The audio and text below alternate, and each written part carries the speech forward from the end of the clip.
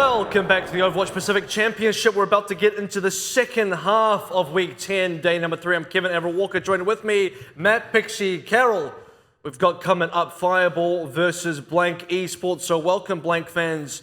Get strapped in. Strapped in is one way to put it.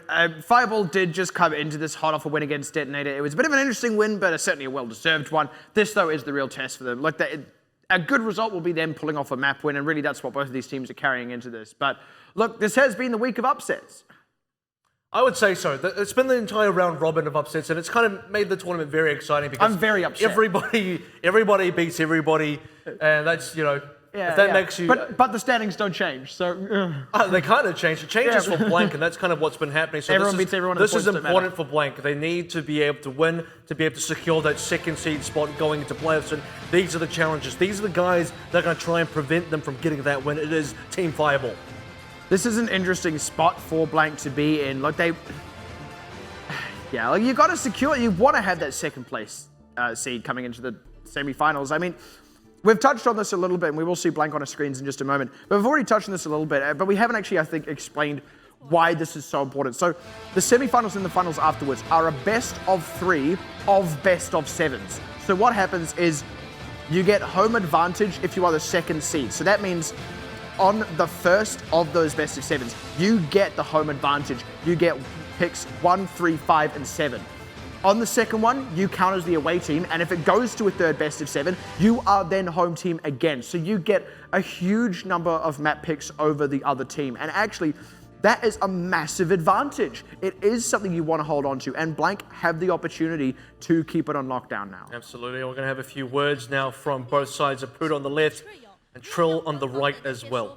你们俩等一下，没有用官方的说法，也没有要套好的那些招式，他们今天要来点 special 的。So you guys are ready?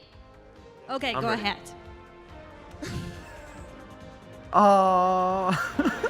I've always wanted to see these two guys meet, by the way. Okay, do you have anything you want to say? I love you too. I love you as well, but if you kill me in game, our relationship's over. Nearly shot the guy. 我不透说 I love you， 他说 Yeah, don't walk away without that handshake. Love is beautiful. That might be the only handshake Apuda will be able to collect tonight unless Five will get that win, in which case he'll get to collect all 6 of them. Blank's handshakes there. But not from Trill. Not from Trill, because their relationship will be over. Also, Serenity had the mask on earlier. I don't know if anyone caught that. So clearly, whichever was a toilet block in the Blank house, it's still blocked. So that's why Serenity's got the mask on. Doesn't want to smell any of that. That's from a previous interview, by the way. This is not a made-up thing. Don't worry about it. It's cool. Don't worry about it. It's a previous interview. That was a really interesting tidbit, bit of insight onto the situation. Insight. Here's a little bit more insight. Let's check out the rosters now. Fireball on the left, Blank on the right. So Fireball, obviously, they're going to be the home team. Tita Watt's still in this Curless Rocket 9th incident. And, of course, Apuda, you know him already. We just saw him. And like I said, I've always wanted to see him meet Trill. So here we have ATAR, Trill, RQT, Gun, I Eat You Up, and Kiki. And like I said, yeah, this isn't even the first tournament that both of those players have been in. They were in the summer series together. Unfortunately, their two teams never actually played one another. And like, yeah, they did. You talking about the old Blank versus Fusion Girls playing Apuda's team? Yeah. Well, there you have it. Yeah. But and in fact, but Blank it wasn't lost the map. Yeah, but it wasn't actually land. So like these two guys, like this is, even though they've both been in the same tournament together now for 10 weeks, this is the first time they've actually like been like in the same room with one another and have like interacted that we've seen. So like for a moment it was like they were sitting in alternate universes and like suddenly they've collided. Yeah, and cheer up, buddy. Gumba warned me that there was going to be. He said there was going to be something cringe happening before the match, and I was like, "I'll be waiting. Cringe. I'll be waiting, buddy. I'll be waiting." Oh wow, that guy full of positivity. But look at Apuda here, the lover boy himself. A couple of winks out there for everyone in the audience as well. All the single ladies. And back then, this would have been Blank. If this would have been a Blank where had they been playing triple DPS, Trill would have been jumping on the Genji, and of course Apuda would be jumping on the Genji. They would have a neat sword fight, a nice Genji duel. But a gentleman's duel. Exactly. Or perhaps they'd have a gentleman's agreement to avoid each other at all costs. Oh, I don't know about that. This is definitely going to be, like I said, in terms of stakes, we're talking about... Tell you what, hold on. The Gunbeard has got more and more impressive as the weeks have gone on. Yeah, it's really filled out now. It's looking good. It suits him. Just wait till we get to playoffs, eh? Yeah. Got 2 more weeks. He'll look of like like a wizard.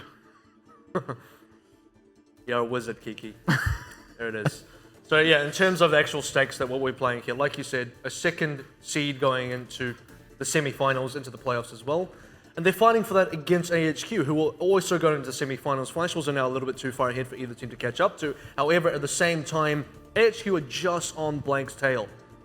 Because AHQ lost to Hong Kong Attitude yesterday, they're now in third again. And if Blank want to continue being in second, they got to pick up every single win across the board now. And that's why I sort of talked about the importance of holding on to that second seed. Look, they are poised to do it because they are favored in every game they play now between here and the beginning of playoffs. But there are still opportunities for upsets, and this is one of them. This is probably the last major opportunity for an upset to happen, given that they've already played against Matchy. But it could happen, and having it happen would be absolutely costly, because much like what happened with Hong Kong Attitude, we've already said this tonight, much like what happened with Hong Kong Attitude, they would then be relying on that team to beat AHQ. Hong Kong Attitude did manage to do that, but I think it's a much taller order to rely on Fireball beating AHQ if you lose to Fireball tonight being Blank. I've also said previously, before we went to break, and when we were watching Fireball versus Detonator Gold, this is now the real test for Fireball, because they've beaten the Japanese teams with their new lineup. They haven't played anybody as good as Blank at all now with Titawat on the team, now with Rocket back on that the support position. So the new addition of Fireball, it's almost like Fireball version 3. Titawat version 3, it's Fireball version 3 too, because this is now where you had the one with Zelfix on tank, then you had Zelfix on Lucio, now you got Rocket on Lucio, Titawat on tank. This is as good as Fireball's going to get that we know of, at least, and this is the final stage of the tournament as well, where they can prove that. Yeah, it's as good as they'll get between now and the end of the tournament, really. Like, there's just honestly not enough space to push it on another level, like, in a significant kind of way, especially when they're not stabilized at this level just yet. They nearly have, but not quite yet, and there is only one more week of gameplay after this, before the playoffs kick off. So, with that in mind, this is the Fireball that could cause an upset tonight, and that's why we're kind of talking about this importance of holding on to the second place. This is the most challenging iteration of Fireball for Blank. Now, they have overcome them at every point up to this, but you still have to overcome them that final time. You know, this is final boss Fireball. Yeah, exactly. And then Fireball got a lot to... They got Fire a lot boss, to... if you will. Fire boss. Blank's the final boss for Fireball, pretty much. And in terms of Fireball's standing, they're still going to be 6th. Their standing will not change even if they beat Blank. So for them, it's about a moral victory. It's about something that they can take with them to Season 2 to say, look, right before OPC Season 1 ended, we actually beat Blank, or we had a really good performance at the very minimum against Blank. That's a lot of confidence you then move on through, because it also says a lot going into Season 2. If you had a great performance versus Blank, you're going to have a great season. Yeah, even just a single map win, one that looks good, would be significant. And one that just barely scrapes by, maybe not. Like, you'd still be happy with it, sure, but if you get a good-looking map win, doesn't even matter what game mode it's on, that is a huge thing to carry forward with you, like you said, coming into Season 2. And by merit of being 6th and that position not being in contention, they won't have to go through relegations like Detonator and Sun Sister will. They're not as desperate to pick up wins here and pick up map wins for the sake of their performance in relegations. They are desperate to pick them up for, if you will, the mental fortitude it can give them for Season 2, because that is where they're going to re-meet these teams again in just a few short months. Exactly, a massive confidence boost, and they are on the home side for this as well, so they got everything kind of going for them. New lineup, home side advantage, you couldn't ask for anything more, and the home side advantage has granted them that first map pick, which has been Lijiang Tower. So, I mean, this is how they're going to start things off with. They got a decent team built around to play control as well. Good Genji player, and even Soldier player in Naruto, good Tracer player, but they're going to have a lot of resistance on the Blank side. I do believe Blank will be bringing out the double hit scan. I see no reason for them to really change at this rate. They've been pulling it with pretty good success, and they beat Hong Kong Attitude on this map anyway. Yeah, as good as ATAR's Genji can be, I absolutely agree. That would be surprising if they actually do pull out the Genji. That being said, their dive is very good, as is Fireball. So I wouldn't be surprised if we see straight up dive versus dive. Wouldn't be surprised if we see some combination of one team running dive, the other team double hit scan. Could see both doing double hit scan, though it does seem Fireball have struggled a bit with that, and they have kind of stuck to dive. We'll have to see what they opt to take out the gate. Gotta wait for Gumba to hopefully connect in as well. Rest in pepperonis, Gunba. Gumba with the gun beard. Well, at least we know exactly why there is a current pause. Gunba is not actually in that game. They may have to restart the lobby, we're not sure. But in any case, it gives us a bit more time, I think, to kind of postulate about what we're going to see. Look, a lot of that wasn't really locked in, but it does actually look a bit like Fireball may want to go for a Genji and a Soldier, which is, I think, a little bit of a shake-up. I would say Fireball is unlikely to do that. There's very little reason in my mind you wouldn't run Inzidana on Tracer. This would be a good test for him anyway. Put him up against Eat Up. How does he do against this Tracer? Because you put him up against so far the Detonator Gold, Sun Sister Tracers. Those are expected wins that I would say Inzidana comes out on top, and he does. But now it's like, if you've got a good Tracer in your team, you put him up against one of the best in the tournament. Yeah. This is then you're able to shape up, okay, how far behind are we, or how far ahead, or how close are we actually to that? Yeah, there we go. Gunba connected into the game, and you're completely right. I mean, Eat You Up is someone we really put on the level of the likes of Bacon Jack, you know, currently on the front-running team Flash Wolf. So we'll have to see how he can go toe-to-toe. And yeah, you called it absolutely right. Soldier, Tracer, so it's double hit scan, and it's going to be versus Dive. Out of Fireball, see how the opening skirmish goes here. Is Chill getting a little low, but luckily not losing his life. The onus is on Blank to attack onto the point, though. Good positioning by Fireball. Yep, Fireball went for the back end play. Going to try and just hold the camp as it unlocks and try and force Blank into an awkward position as they try and go for some test, which has now begun. And this is exactly what you were talking about, actually. He kind of went on a bit of a wild goose chase here into now to try and take out Eat You Up. And while he was doing that, Fireball were actually routing around the front side. Sorry, Blank were routing around the front side, catching Fireball. And they were able to force a 6 versus 5 because of that slight time difference of Eat You Up rejoining his team and then Enzidanar coming around the back flank. So that was very nicely baited out by Eat You Up, and Enzidanar fell for it totally. Really well played as well. You didn't even see any big targets on the backside for Enzidanar to really go on. Maybe he was trying to go into Gumba, protected by RQT. ATAR was around the sort of same place as well. So actually Blank can play this composition super deathball-like, and it's working quite well for them. They've got to just get rid of this aggression, though. I mean, speaking of aggression, that's a completely shut down Dragon Blade. The Pulse Bomb had already gone wide out of NZNR as well, and ATAR just able to get a really clean cleanup. Only the one ultimate committed to that is so huge for Blank because they actually pulled 2 out of Fireball. They're already in control of the point as well. When I say get rid of aggression, I mean get rid of Fireball's aggression because they were getting dived upon quite heavily there. Blank are playing this super patiently, so they're not even, their timing is good. They're aggressive when they need to be, they're defensive when they need to be as well. As soon as Aputo came out the Dragon Blade, bam, ATAR straight counter with the Tactical Visor. Still sitting on a decent number of ultimates as well. Fireball looking super, super lean. Yeah, looking to sort of route around the side here, but it's read and reacted to, and Trill able to go aggressive means that they can't even get in. Losing T2 up means it doesn't matter that they were able to commit some ultimates there, Fireball. They didn't really ever have a leg up in that fight, and I feel like actually all they did was throw a Transcendence into nothing. They did at least pull out a Sound Barrier and a Self-Destruct. They got a few more ultimates out of Blank, so they have evened up the score just a little bit, but Blank is still in control, and Fireball really only have one fight left. That's the thing is, Fireball now need to sort of figure out the difference between, this is very much a different team than playing against Detonator. When you play against Detonator, Sayhate is not protected on the backside, you can kill him. You try and go for ATAR here, he's got Gumba there, he's got RQT, he cannot penetrate that backline as easily as you think you could. Pulse Bomb out from Eat You Up, and he gets the stick onto Kurlos. That already cracks the fight open, that forces out the Sound Barrier now so that T2R can stay alive. He's now going to have to use his ult on top of that so that he can stay alive. They are getting some thrills through. There we go, NZNR making it happen. Blank still have a good amount to go off, and Gumba with that Transcendence tops the team off. Aputo, though, can tear this wide open, and Blank smartly just seed this point. They don't want to have any more of this lost fight. NZNR really opened up their backline just after I said, well, actually, the front and the back, because he killed ATAR with the Pulse Bomb, so he didn't really penetrate as you would have expected. He kind of chucked the Pulse Bomb in, and that's fine. He gets the kill. Then the big kill was actually on IE up because he got both the DPSs. Blank's comeback mechanics aren't really there. Already, though, they pick up 9th as he throws out the Self-Destruct. He was trying to cut off Blank, but Blank were already on the point. Aputo. Yeah, down goes Aputo. They'd already killed off all the tanks before that Tac Visor even started up. So Aputo getting out of the picture, and it forced NZNR off the fight. Cap goes through, Blank making it look simple. Yep, simple and clean as well. Really nice, clean Overwatch gameplay. Very little mistakes coming out from Blank. Calculated play, calculated aggression, and defensiveness as well. And then we look on the sort of Fireball side. It's not even like they're really making mistakes. They're just playing their game. Let's go aggressive, let's dive in, and let's try and get the picks. Now, short of a little bit of NZNR magic where he does pick both the DPSs on the Blank side, realistically, Blank were unopposed. Yeah, absolutely. And that's the thing, yeah.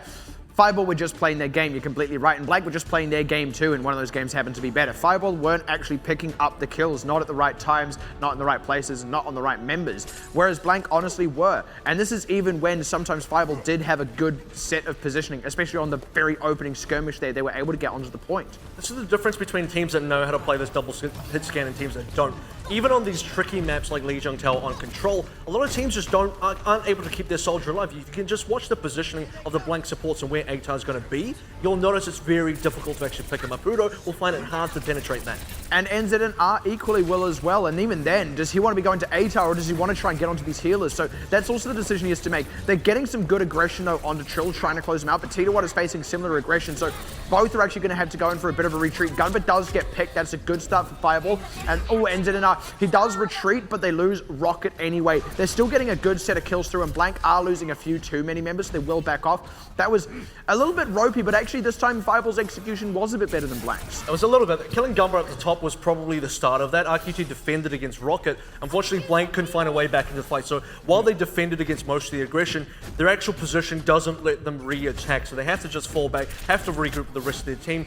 Don't actually concede many members. So you even see if Blank lose, they don't lose by too much. And that's the thing. It means that the ult economy isn't totally jump-started for Fireball. They're going to maybe have this Transcendence in time. Looks like they will, but they still have a lot to answer for. And already losing Rocket to the one ultimate Blank had. Hold on a tick though. NZNR, yeah, absolutely better indeed. Catching AVRL was huge in that. They do still get some return kills on the back end there. They need to eat up. It does seem to eat up once to kind of keep this one alive. And you're right, they do need to kill him off. Apudo doesn't have an ultimate that he can commit to close this out and actually has to retreat. Blank, they're deciding to commit to this one and keep this one alive. They've got a sound barrier to just barely do it, but they still lose Trill. AVRL can close this out with the the tactical visor, no nano boost on that one, excuse me. And he will start to open up, forced a little bit off to the side, so this is still anyone's fight.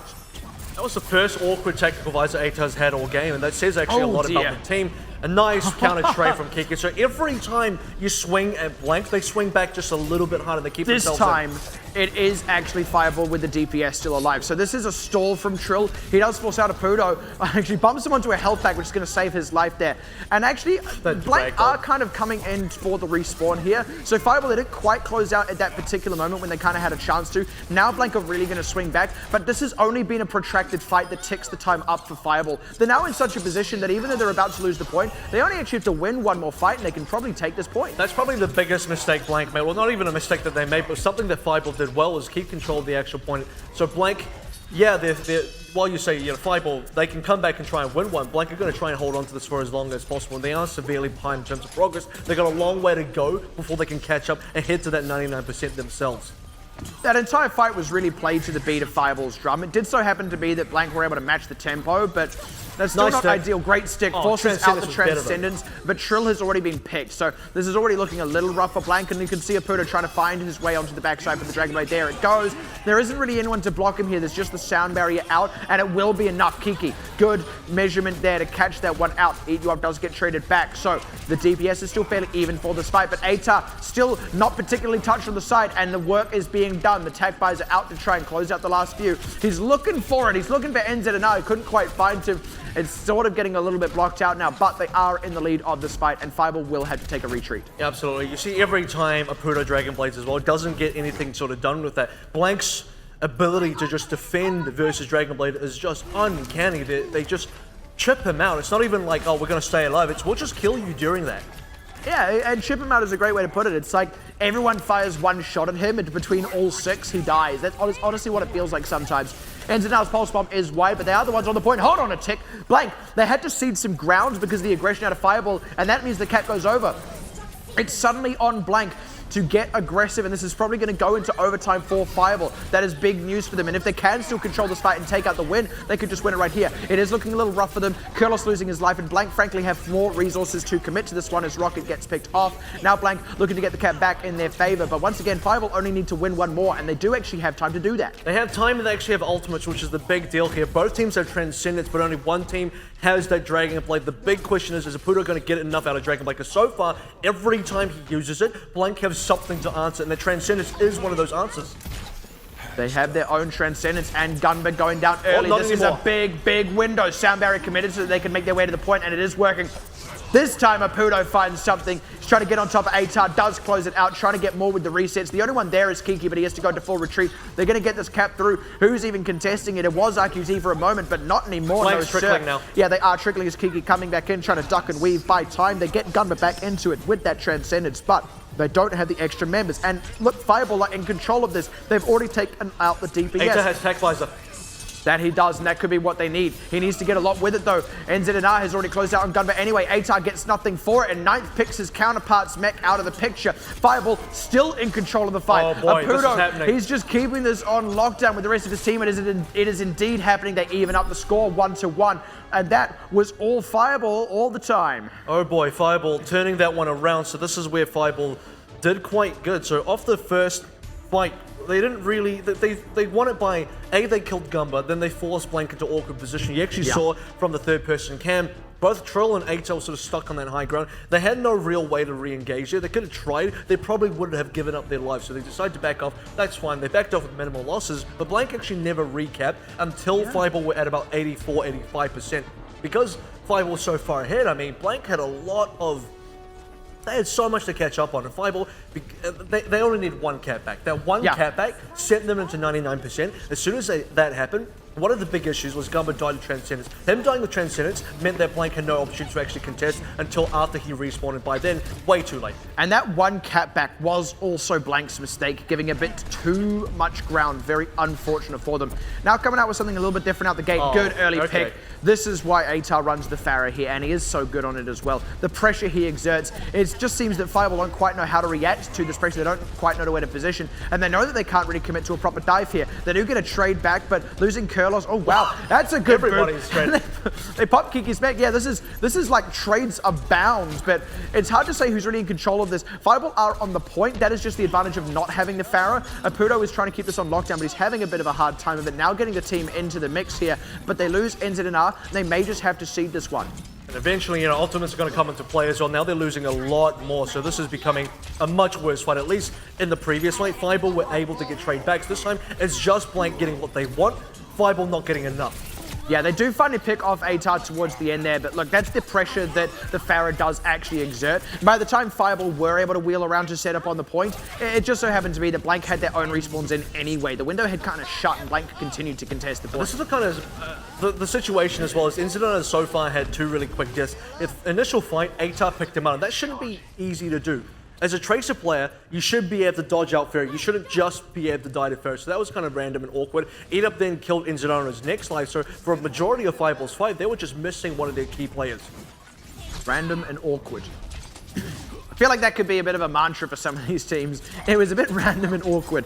But look, Fireball are actually looking fairly decent aside from a few things here and there. They do have the ultimates to connect this one through as well if they can commit well, because ATAR is still off to the side. It's a good pulse bomb to kick it off, removes the defensive tool, but they do need to respect Gunba's res. Yeah, they need to get kills without committing their ultimates, otherwise the res is too big. That's good for them. Gunba commits the res for RQT, and Apudo has an opportunity to open up. They do use their Transcendence, and it doesn't quite save Rocket. The blade goes away, and again, the window is kind of closed on Fireball here. They have more ultimates to commit, but Blank do have ultimates of their own. They're still in control of the point, and Fireball are actually the ones kind of losing this fight. This is strange because they're not able to find these kills, and that was probably the best res for Fireball to receive on the other end. I mean, all he got was RQT, and that's probably all he needed at the end of the day, because nothing else is coming true for Fireball. They're just losing members, not getting the trades. The first fight was good, because despite losing Enzinar early to ATAR, they got kills on the other side. Now they're just not getting kills. Picking up this hit scan as well. They're going to go for this double hit scan, and you enlightened me to a great name the local teams have for it. Long gun and short gun. Apudo, being the long gun, will actually now be able to contest that Pharah at least a little. Long gun of the law, short gun of the law. I think I've heard that somewhere before. It's already off to a good start. Edap going down is one of the key picks, and I've said previously for Blank anyway, if you kill Edap, suddenly things start to look really good, and that's a massive shutdown. That is so huge. Kurlos being the one to pick that, and no res this time around for Gunba. Fireball commit the sound barrier so that they can stay safe through the remainder of this fight, and they will be able to get the cap over for them. Does happen in overtime, so Blank only have to win one more, but Fireball do have the ultimates to keep the economy rolling. Yeah, but they have to rotate super well to get super efficient rotations. On top of that, Blank are going to go for a full swap out. Not going to play the Pharah anymore, not going to play the Mercy. Don't have any ultimates on there. Anyway, ATAR already committed Rocket Barrage into Kurlos' face, and it kind of backfired on him. So now, Blank, this is going to be a hard fight because they got no ultimate, but they can get picks, and that's how they've been winning anyway. NZNR goes wide with the pulse bomb, but that is a good stick onto Apudo, but actually the trades have been there. There's a few too many members lost for Blank. They're going to keep committing to this one because Eat You Up feels confident, but he's a little bit deep and doesn't really have much support. If he had got the kills there, that would have looked amazing and would have kept them in the fight. It was high risk, high reward, and he didn't get the reward. This is the exact opposite of what we saw in Control Center, where Fireball had a massive lead. This time Blank had that massive lead, and Fireball got so much to catch up on. That was the hardest fight for Blank. Now this is not so much of a hard fight for Blank. Even ultimates, they just got to get past the Transcendence and that also the tag visor. Oh, well, that's a good way to start it. They pick Rocket, look to go aggressive. Trill, very early ultimate. He's trying to bump someone off. He's zoning a Pudo off to the side. Yeah, so he's a non-factor in this fight, which means this Transcendence kind of goes a little bit to waste. Now the corner trap is there. Trill able to close that one out, and they are looking in control of this fight already. Fireball, they're actually getting fairly high up in the percentage points here, but they are poised to lose this one. They do get a good trade back onto Kiki's mech, but that is the self-destruct, so he will get back in it anyway. Catching ATAR. Fireball still have an opportunity to go actually, and NZNR, if he can find a pick with his pulse bomb, doesn't quite close it out, doesn't quite connect it. They are going to try and get back onto this point, but they do need to back off first and then re-engage. They have to make a choice because they're still trying to stall this one out. They're heading into the 85-ish kind of percent here, but eventually I feel like Blank's just going to overpower them. Fireball made a change up a Pudo onto Genji as well. They're still trying to keep this fight alive, but they got to get the kills because Blank so far, they're charging ultimates and eventually Blank are just going to overwhelm. And now that is exactly where that has started to happen. The health bars are low, but Fragment Fireball don't connect them through because their DPS was dead. T2 can only do so much as one man. The sound barrier doesn't save his life either. And now this is just the unholy trickle from Fireball. They are all flooding onto this point, but the cap goes through anyway, and now they're just lacking the members to contest and force another overtime again. They're still going to try, but short of a hero play, this is going to go the way of Blank. Sound barrier to start to close this one out. Apudo buys some seconds so that Ninth can arrive, but again, it is just a trickle. Now ATAR with this ultimate to try and close it out. It's going to be a bit of a stall for Fireball, but there's still no hero play. There's got to be a massive kill from the self-destruct, and that's not a massive kill. It just wasn't enough at the end of the day. I think in the middle of that Fireball,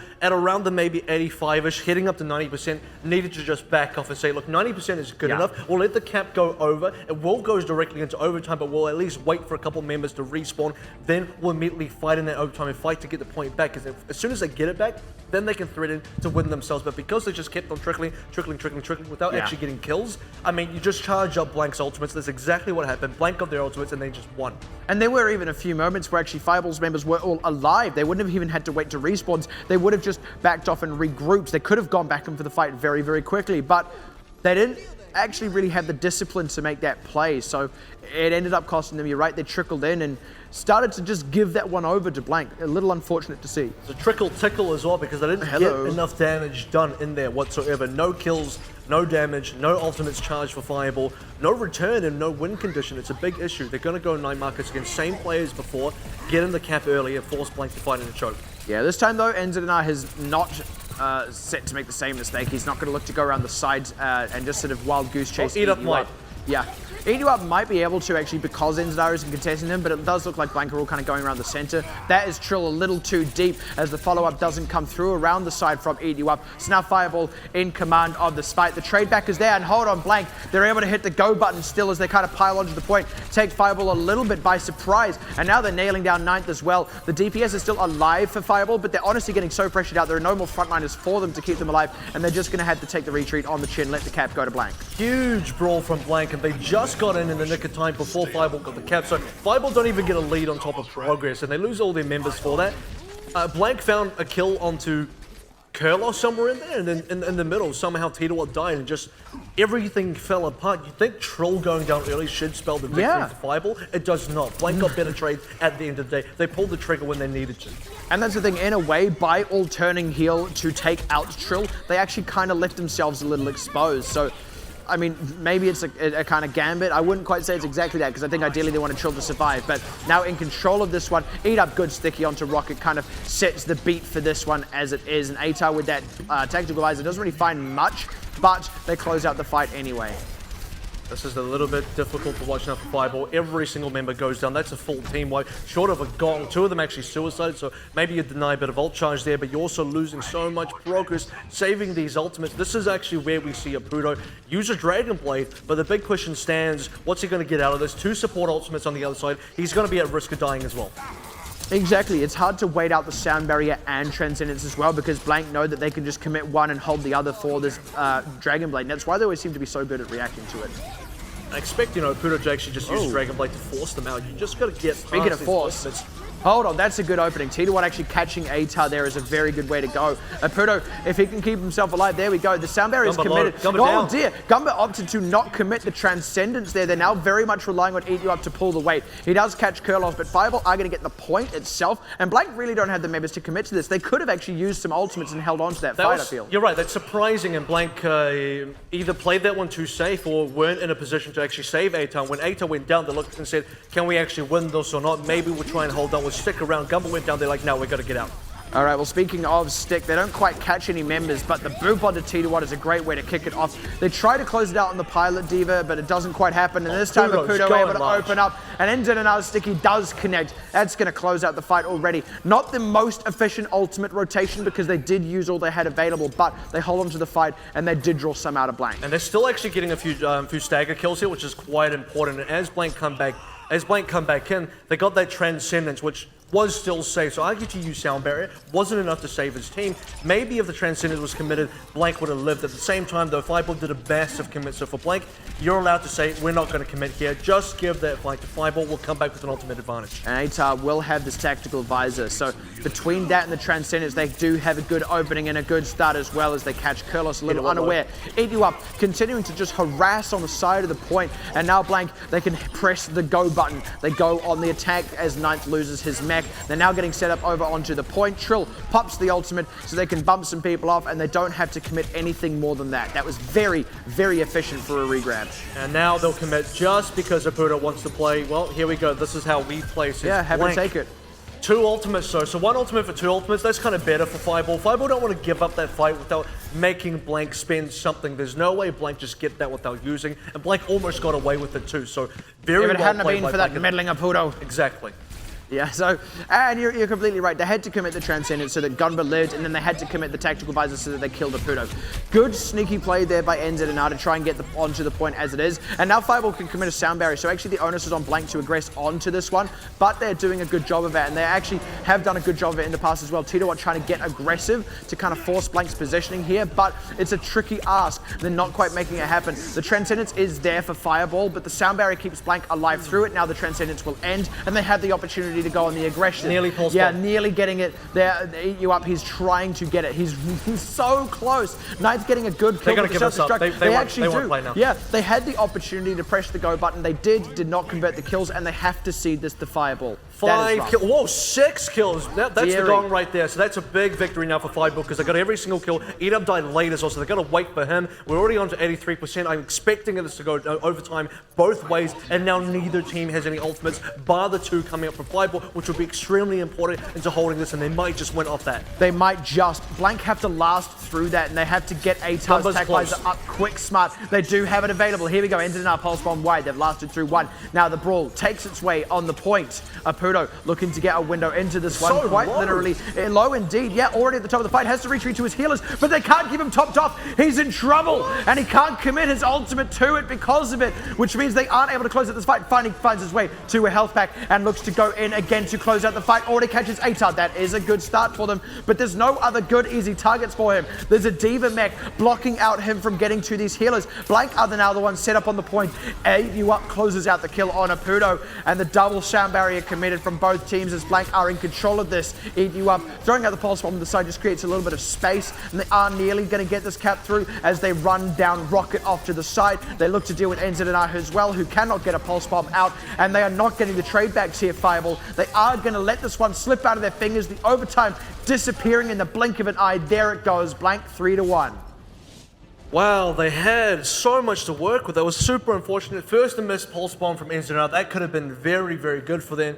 Dragon Blade as well. I think Blank played towards stopping the win conditions on the Fireball side extremely well. They looked at Apudo and says, we're just going to focus him down. If he's too low, he's not even going to get to use the Dragon Blade. That's exactly what happened. You feel for the guy because you're watching his point of view and thinking, is he going to use it now? What about now? Oh, no, he's on 100 HP. Oh, now he's on 50 HP. Now he's on 6 HP. He can't do it. Where is his healing? Exactly.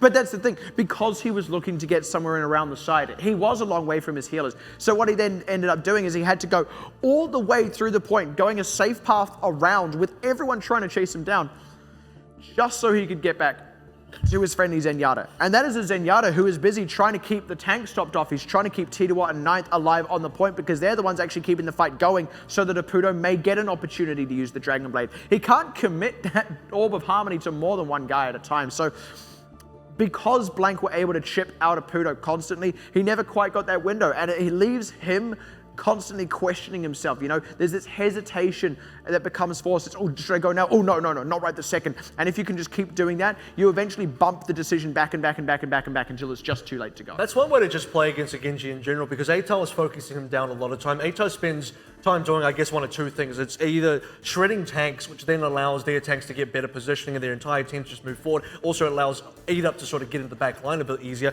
And then secondly, deal with some of these other DPSs if they're open in the space. A-Tide typically doesn't have the chance to kill the supports because they were too well protected in the back line. So if he's not killing tanks, he's shooting Apudo. And because he's shooting Apudo, also Kiki and Trill were in there as well. You see, once Apudo pulled the Dragon Blade out, he killed A-Tide with a dash, and he's like, what now? Yeah. This is who else to go for. And there's actually supports, like what we say is like, he doesn't have anyone. He can jump onto supports, but both the tanks there, staring down the barrel at him, it's like, well, you just exactly. can't. You can't safely go past the Winston. And I mean, do you want to just throw away the rest of your Dragon Blade, maybe getting the Diva mech? You're probably not going to because the two healers are still there. So you're right, they react to this Dragon Blade so well, so consistently, they kind of end up shutting that tool down. That being said, Fireball came extremely close. I honestly feel if it weren't for the fact that Blank were so good at shutting down that Dragon Blade, that could have gone the way of Fireball. In fact, some earlier maps could have gone the way of Fireball. Potentially Lijiang Tower could have gone the way of Fireball.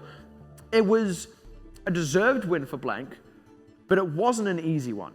I'll actually say that Fireball did a pretty good job overall in the fact that they won a single map of Lijiang in general, but also the fact that the two of them went to 99 overtimes on both sides. But where Fireball kind of let themselves down is every time we went into those real clutch moments at the end, you notice Fireball, they get kind of panicky, and their members start trickling on. They lose all their resources. They're like, oh, we got no ultimates. Just throw bodies onto the point and just see what happens. Yeah, exactly. Those are the fights where they revert to old Fireball, which was the Apudo show. They're like, all right, maybe Apudo will just pull something out of the hat. And actually, sometimes he does, right? That's why he is such a well-lauded player. But that isn't something you should ever rely on if you are Fireball.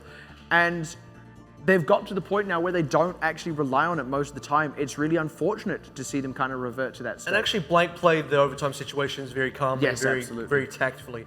There was the one that Fireball did win.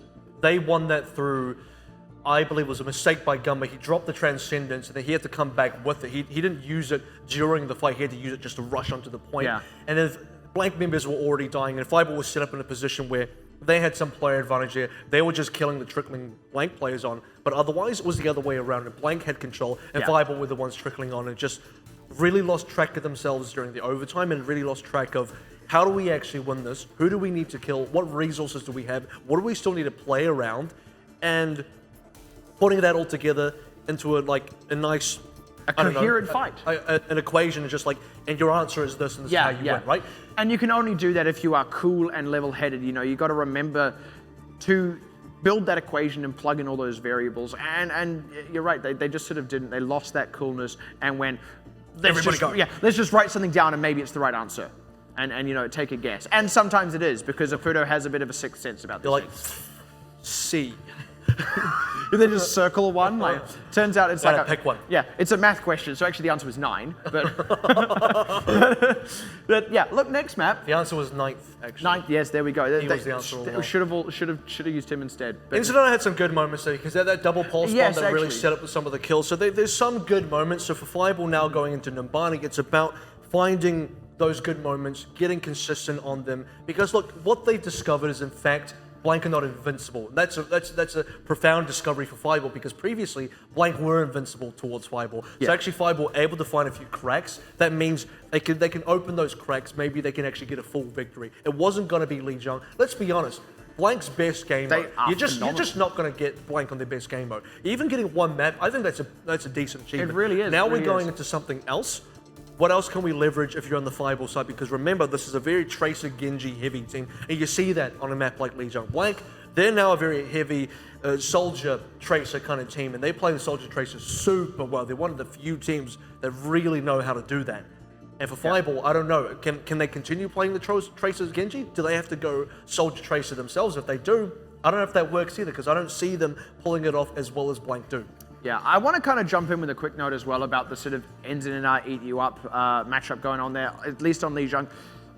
I feel like I Eat You Up was more consistent. Like, he's still more consistently the better Tracer, but I'll be honest, NZNR, he had higher peaks than Eat You Up. He was getting much better pulse bombs when he was connecting them out. He was getting a lot more swing kills. Eat You Up was just being a bit more consistent in the damage output onto the right targets. But when NZNR wasn't getting those huge pulse bombs and things like that, when he wasn't getting those big peaks, his troughs weren't that much lower than I Eat You Up. They were enough that he wasn't carrying the same kind of weight overall, but he is actually looking a little bit close to it. I would just like to see him push that one extra step further. The thing that may hurt Fireball here, unfortunately, is they are a good offense team. Their defense could really cost them on Numbani. They're good enough offense team, but is that going to be good enough against Blank? Because Blank, they know how to punish that aggression. Yeah. You've seen it on Lijiang already. That's the other side of the coin. The other side of the coin is, the fact is, you play control, you want to dive on control against a team running Soldier. That's going to be your best chance to dive against a team because it's super open. A lot of teams fail to execute the Soldier and they just consistently lose their Soldier. That's why Fireball versus Detonator. So how they just dies. Anakin just dies. If someone plays Soldier there, they're not going to be alive. You play against Blank, suddenly they have the ability to hole up into a corner, bunker down somewhere, and you want to play dive into this again, that's going to be hard. Double hit scan for both teams and RQT running the Tourbillon on defense. Nothing too unusual here. Pretty standard. That being said, we did see a decent Apudo Soldier on Hanamura against Detonator. Yes, so that's something, that's definitely a bit of promise in there for Fireball. They're going to have to play for a Soldier setup. Ooh. Get rid of the turret early. Yeah. Go for the wraparound maybe.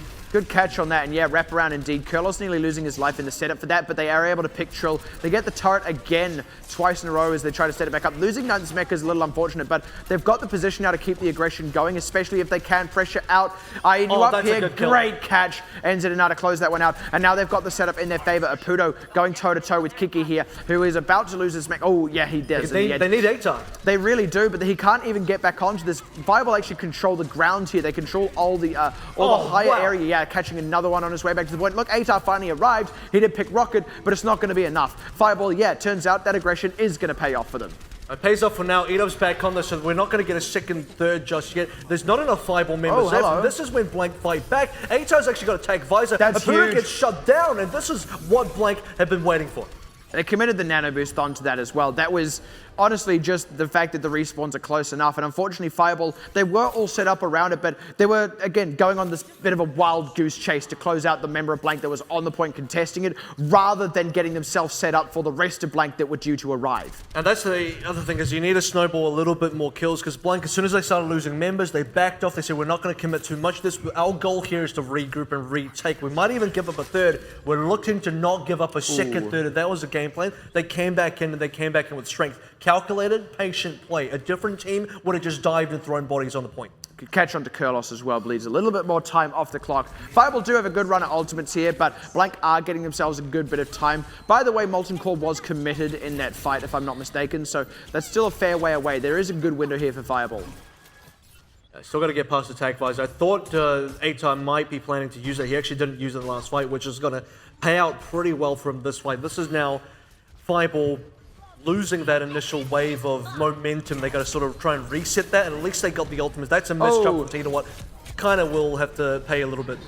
Yeah, now that he's able to, by the time he's finally getting up here, he's not really contesting the turret, but a good pulse bomb shuts out both ATAR. DPS down, that's big. And they close off the turret as well. It is absolutely big. Fireball did actually still execute on the right members at the right time. Trill gonna look to stall out, and look, this can really work here for Blank. They commit.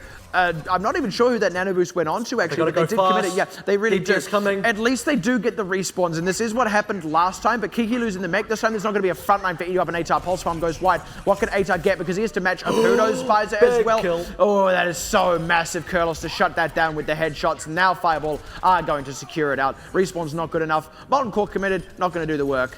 And this is now classic respawn order. I talk a lot about respawn order. It matters most on assault, and matters here as well. You kill both DPSs early, cool. Tanks are left on. You kill the tanks, guess what? DPS spawn by themselves. 2 DPSs, they're good. ATAR's good. Eat-Up's good. Are they good enough to 2v6? Not quite.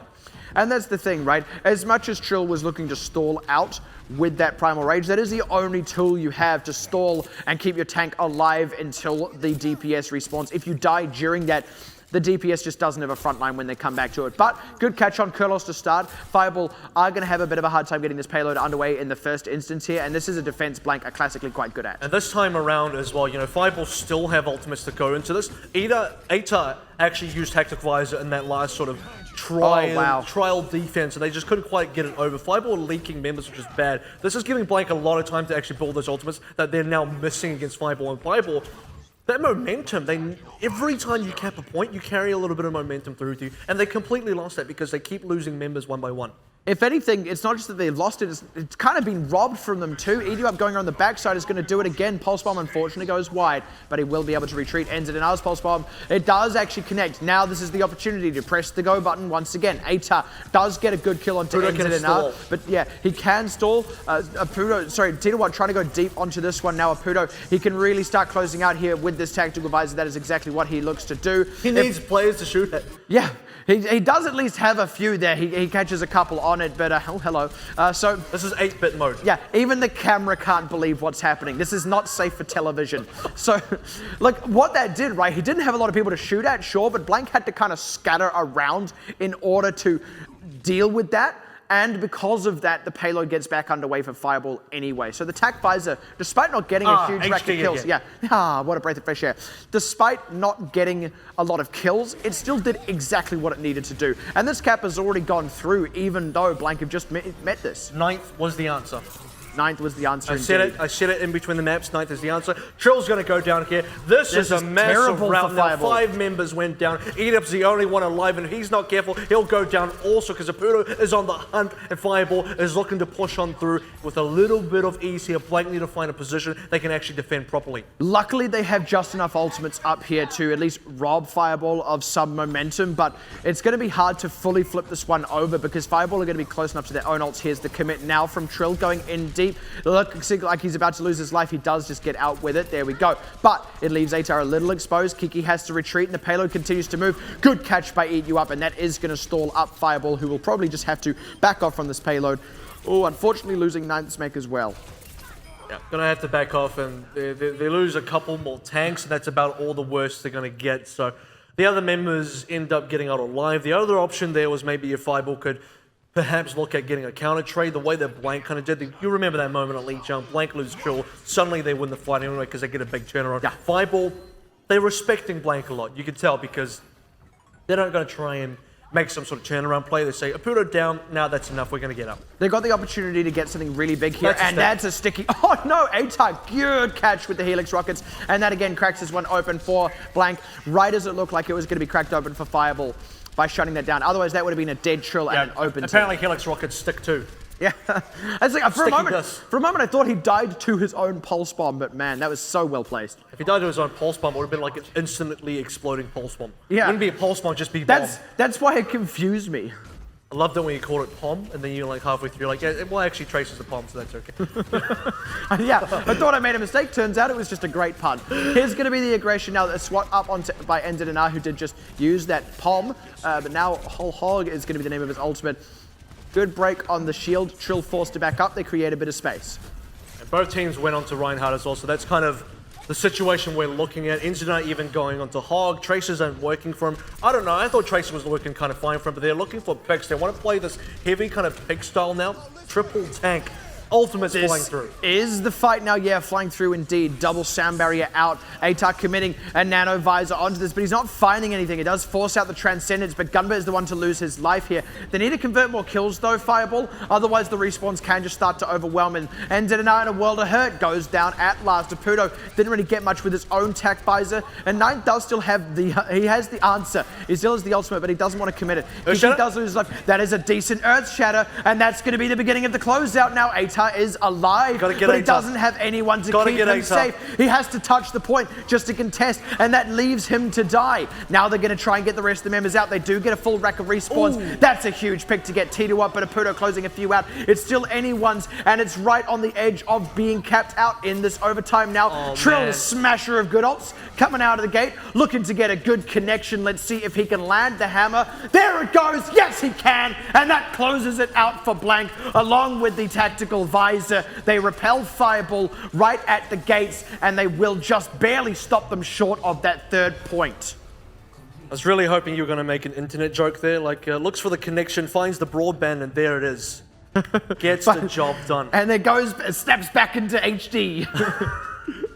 But that was, that's Trill. That's Trill for you, folks. Welcome to Trill Land. Da, da, da, da, da, da. All right, so here's the problem. Fireball nearly had that. Why didn't they get that? They failed to kill AVRL. He was discorded. He was actually harmonied as well. So he was discorded on the other team, harmonied by his own team. Because you can't even decide, And- do I, and yeah, which orb do I want That's here? why there's disquiet in his soul. And they couldn't kill him, and that's the Yeah. biggest deal. They nearly had the guy. They just got to clean him out. If they did, that would have been a different fight. And then they could have killed Eat Up as well, who, by the way, was just right in Cheetah's vicinity. The sticky from Eat Up was actually incredibly critical because that entirely opened up the front line of Fireball, and then the rest of Blank just sort of poured on out and killed everyone. And that's because, you know, AVRL didn't die, and now that there's no Reinhardt shield, well, everyone's just easy pickings for the guy. Tell you what, though, getting the payload that far in a big way is Hong almost... Kong attitude all over again. Yeah, in a big way, it's almost as good as a cap, insofar as the only thing you lose is the ability to go to time bank. And if your defense is good, you weren't going to go to time bank anyway. So getting it that far towards the end means if Fireball's defense is good enough to stop up Blank at any point, it doesn't matter that they didn't get the cap. And that's the key right there. If Fireball's defense is good, and we've already said, look, maybe Fireball, we kind of look at them and we say this is a good offensive team, defense kind of questionable. When you really think Fireball, the first thing you think about is not, oh yeah, they first hold. They don't. This is not the first. You think AHQ, you're like, yeah, they first hold. Blank, yeah, sure, they first hold. Flash Falls, they 3-0. Cool. Fireball, they're not a first hold kind of team, and that's a real, that's a scary thought now. Tell you what defending. Fireball are, though. Fireball are a run down your clock until you only need to get one fight win kind of team. So that is one thing they can still do if they want to pull out the win here. Oh, my thoughts and prayers are with Fireball for this defense because Blank will be coming in with some Fura. Oh boy, some Fury indeed. They already picked the turret. It was just a spotter turret, so it is already set up again. And actually, NZNR has to go on the retreat here. Edu up in a bit of a hurt. There we go. Lose at the duel. Hold. That's big for NZNR. He's able to get out with his life as well because there was no one else there for Blank to actually close out on him. They get the turret again, but NZNR finally able to top off the health. All right, we've seen this before. We've seen this against Hong Kong Attitude specifically, and it did not work against them. Blank need to try and hold this upward position. They're going to kill the turrets to try and get some poke damage. That's going to be the start of that. Oh, this is starting to open up now. That's really big, yeah. And that's because they got Curler Slow early. He had to commit the bio grenade to himself. He didn't have it for Rocket. And now Blank looking to open this one wide open as they catch NZNR with that as well. Edu up returns the favor, as it were, and AVRL starts to close out the fight for them. They won't get a round of respawns like what they did to Fireball. The cap will come through, and now it is on Fireball to, like I said, skirmish them constantly, stop them up a little bit here and there, and run down a lot of clock. And they did what they did not do against Hong Kong Attitude. They were able to outpoke Fireball. Unfortunately, Fireball, they got a little bit flustered there. They're like, oh, where are we trying to play here? What's going on? And then suddenly Kurlos is down. Suddenly the tank is down. It all starts to fall apart. NZNR, after winning a duel against Eat Up, now has 0 health to contest as well. And Blank, they get all the control they want. And that's the trade-off, right? When you have that single healer. When that healer gets low, especially when it is Ana who has very little self-heal aside from that bio grenade, it really hurts your team. NZNR does go wide on the pulse bomb, unfortunately, because that would have caught AVRL had he got it. Edu up, catches one with the pulse bomb himself, not put to sleep, so that cracks this one open for Blank. Fireball do just have to retreat. They actually get a good trade back, but look, AVRL is still on the front lines of this one. There are so many low health bars here for Fireball, they're not actually able to keep the skirmish alive. Yeah, the Winston bubble does prevent the remainder of the damage. The Fireball get out with everyone else alive, and they're going to be able to get a contestant here, which is important. They will get one good fight before the camp goes over, and they should take that fight. They need to try and bleed out A, as much time, and B, as many ultimates out of Blank, because they're behind. You're severely behind. And that is one fight that Blank didn't get, but they need to get out a lot with it.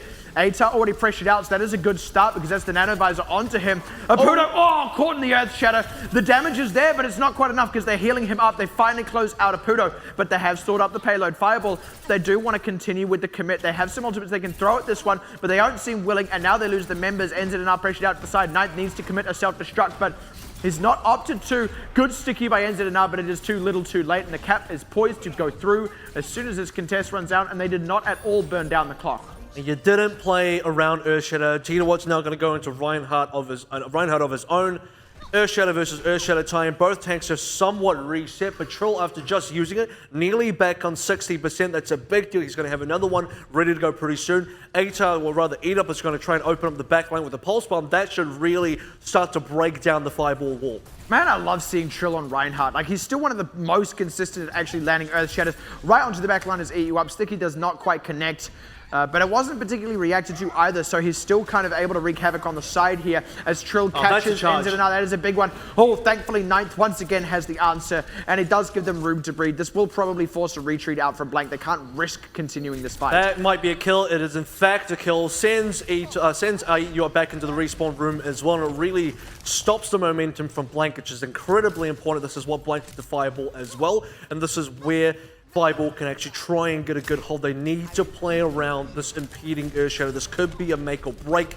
The good news is even with an Earthshatter, Fireball may get a second fight, but they have to play this very carefully. They have to be careful with Titawat here. He's about to go down, and the moment he does, that's going to be wide open for this visor. There it is, and now the visor, what a shocker. Actually, he's held onto the visor for now because he doesn't even seem to need it. They're connecting more through because Eat You Up is doing a ton of work on the side. No contest from NZNR, and the few ultimates there were not used. Now they need to actually wait and regroup before flooding back out here because they do have some good ultimates up, but Blank in equal measure. There we go. This is now the final contest out of 5. Oh dear. They've already lost the Pudo. AVRL goes ham on the side, eats all the bacon, and wow, with absolutely no legitimate contest coming out from Fireball at the end there. They just ran straight into a bunch of ultimates, and Blank made it look like they were in the kiddie pool. And Blank played their win condition so well. They knew they had to get the Earthshatter out. That was their only ultimate. They said, look, there's not going to be much contest coming out from Fireball. We know they're not holding on to much here because they used a lot to try and hold the last fight. So cool, play against the shield, burn down Titawat's shield, and then give us an Earthshatter. They didn't even have to do that because they found some kills on the other side, and then they killed Titawat anyway, so that's fine. Play the game actually going over to Ninth. That's kind of interesting. That'll be the double kill? Yeah, that was when he had the answer. That did actually cause the cap as well. By the way, that was a really awkward contest on that particular moment of defense there by Blank, just sort of worth mentioning. And it is unfortunate that Fireball weren't able to get their own contest at that point because, like I said, it was one Blank didn't really get.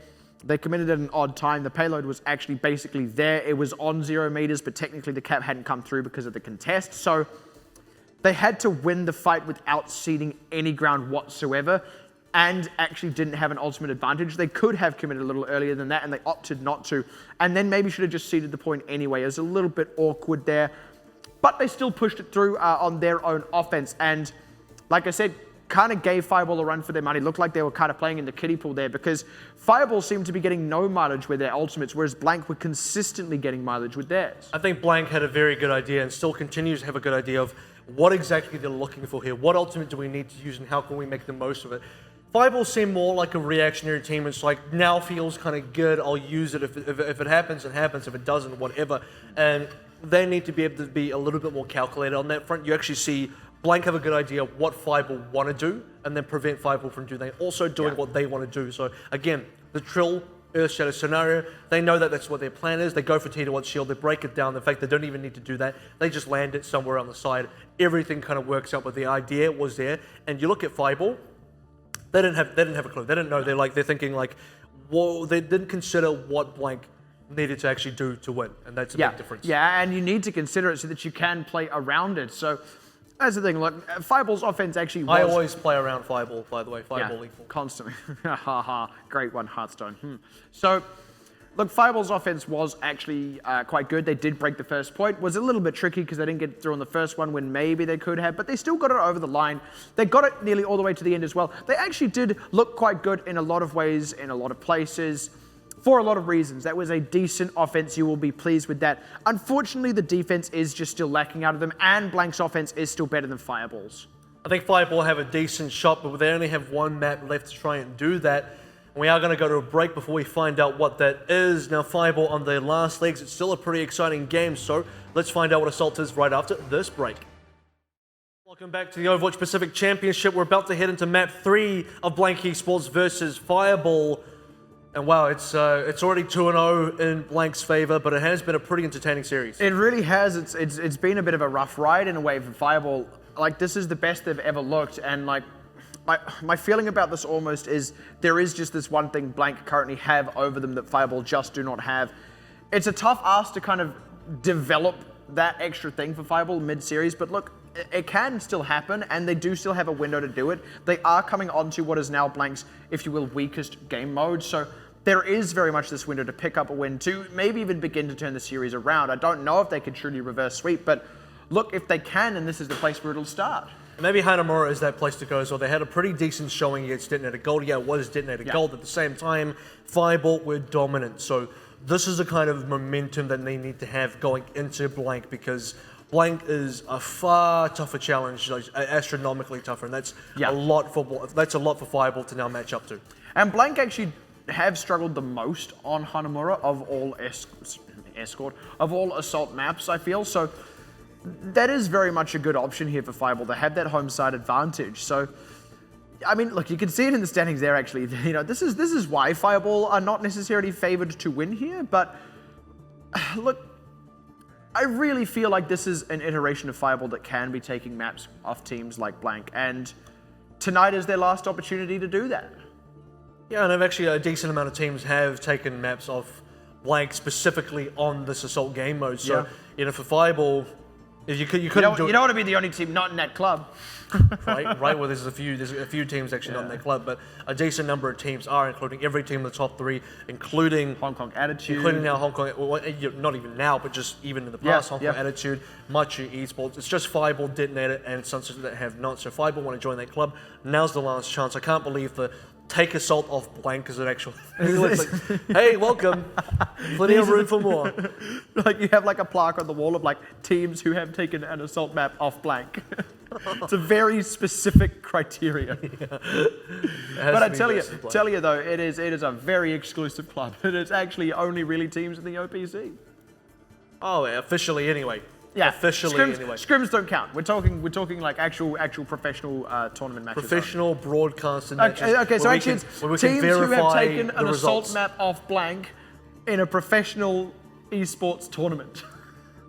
That is the club. With video proof. Yeah, with video proof. So that's it. Picture it didn't happen. That's kind of it. So Fireball want to join that club. It is also their final opportunity. In fact, you know, I even want to slightly open the discussion of what if, by some sheer miracle, Fireball actually get a win against Blank, just in general for the match. They would have to reverse sweep because they're 0-2 down. This is a really tough spot to be in. I know Hong Kong Attitude did that against Machi, they reverse sweep. In fact, Hong Kong Attitude also had a 1 map down and then 3 maps in a row win against Blank as well. So I mean, teams that can win 3 maps in a row against Blank, it's happened before. But is Fireball Hong Kong Attitude right now?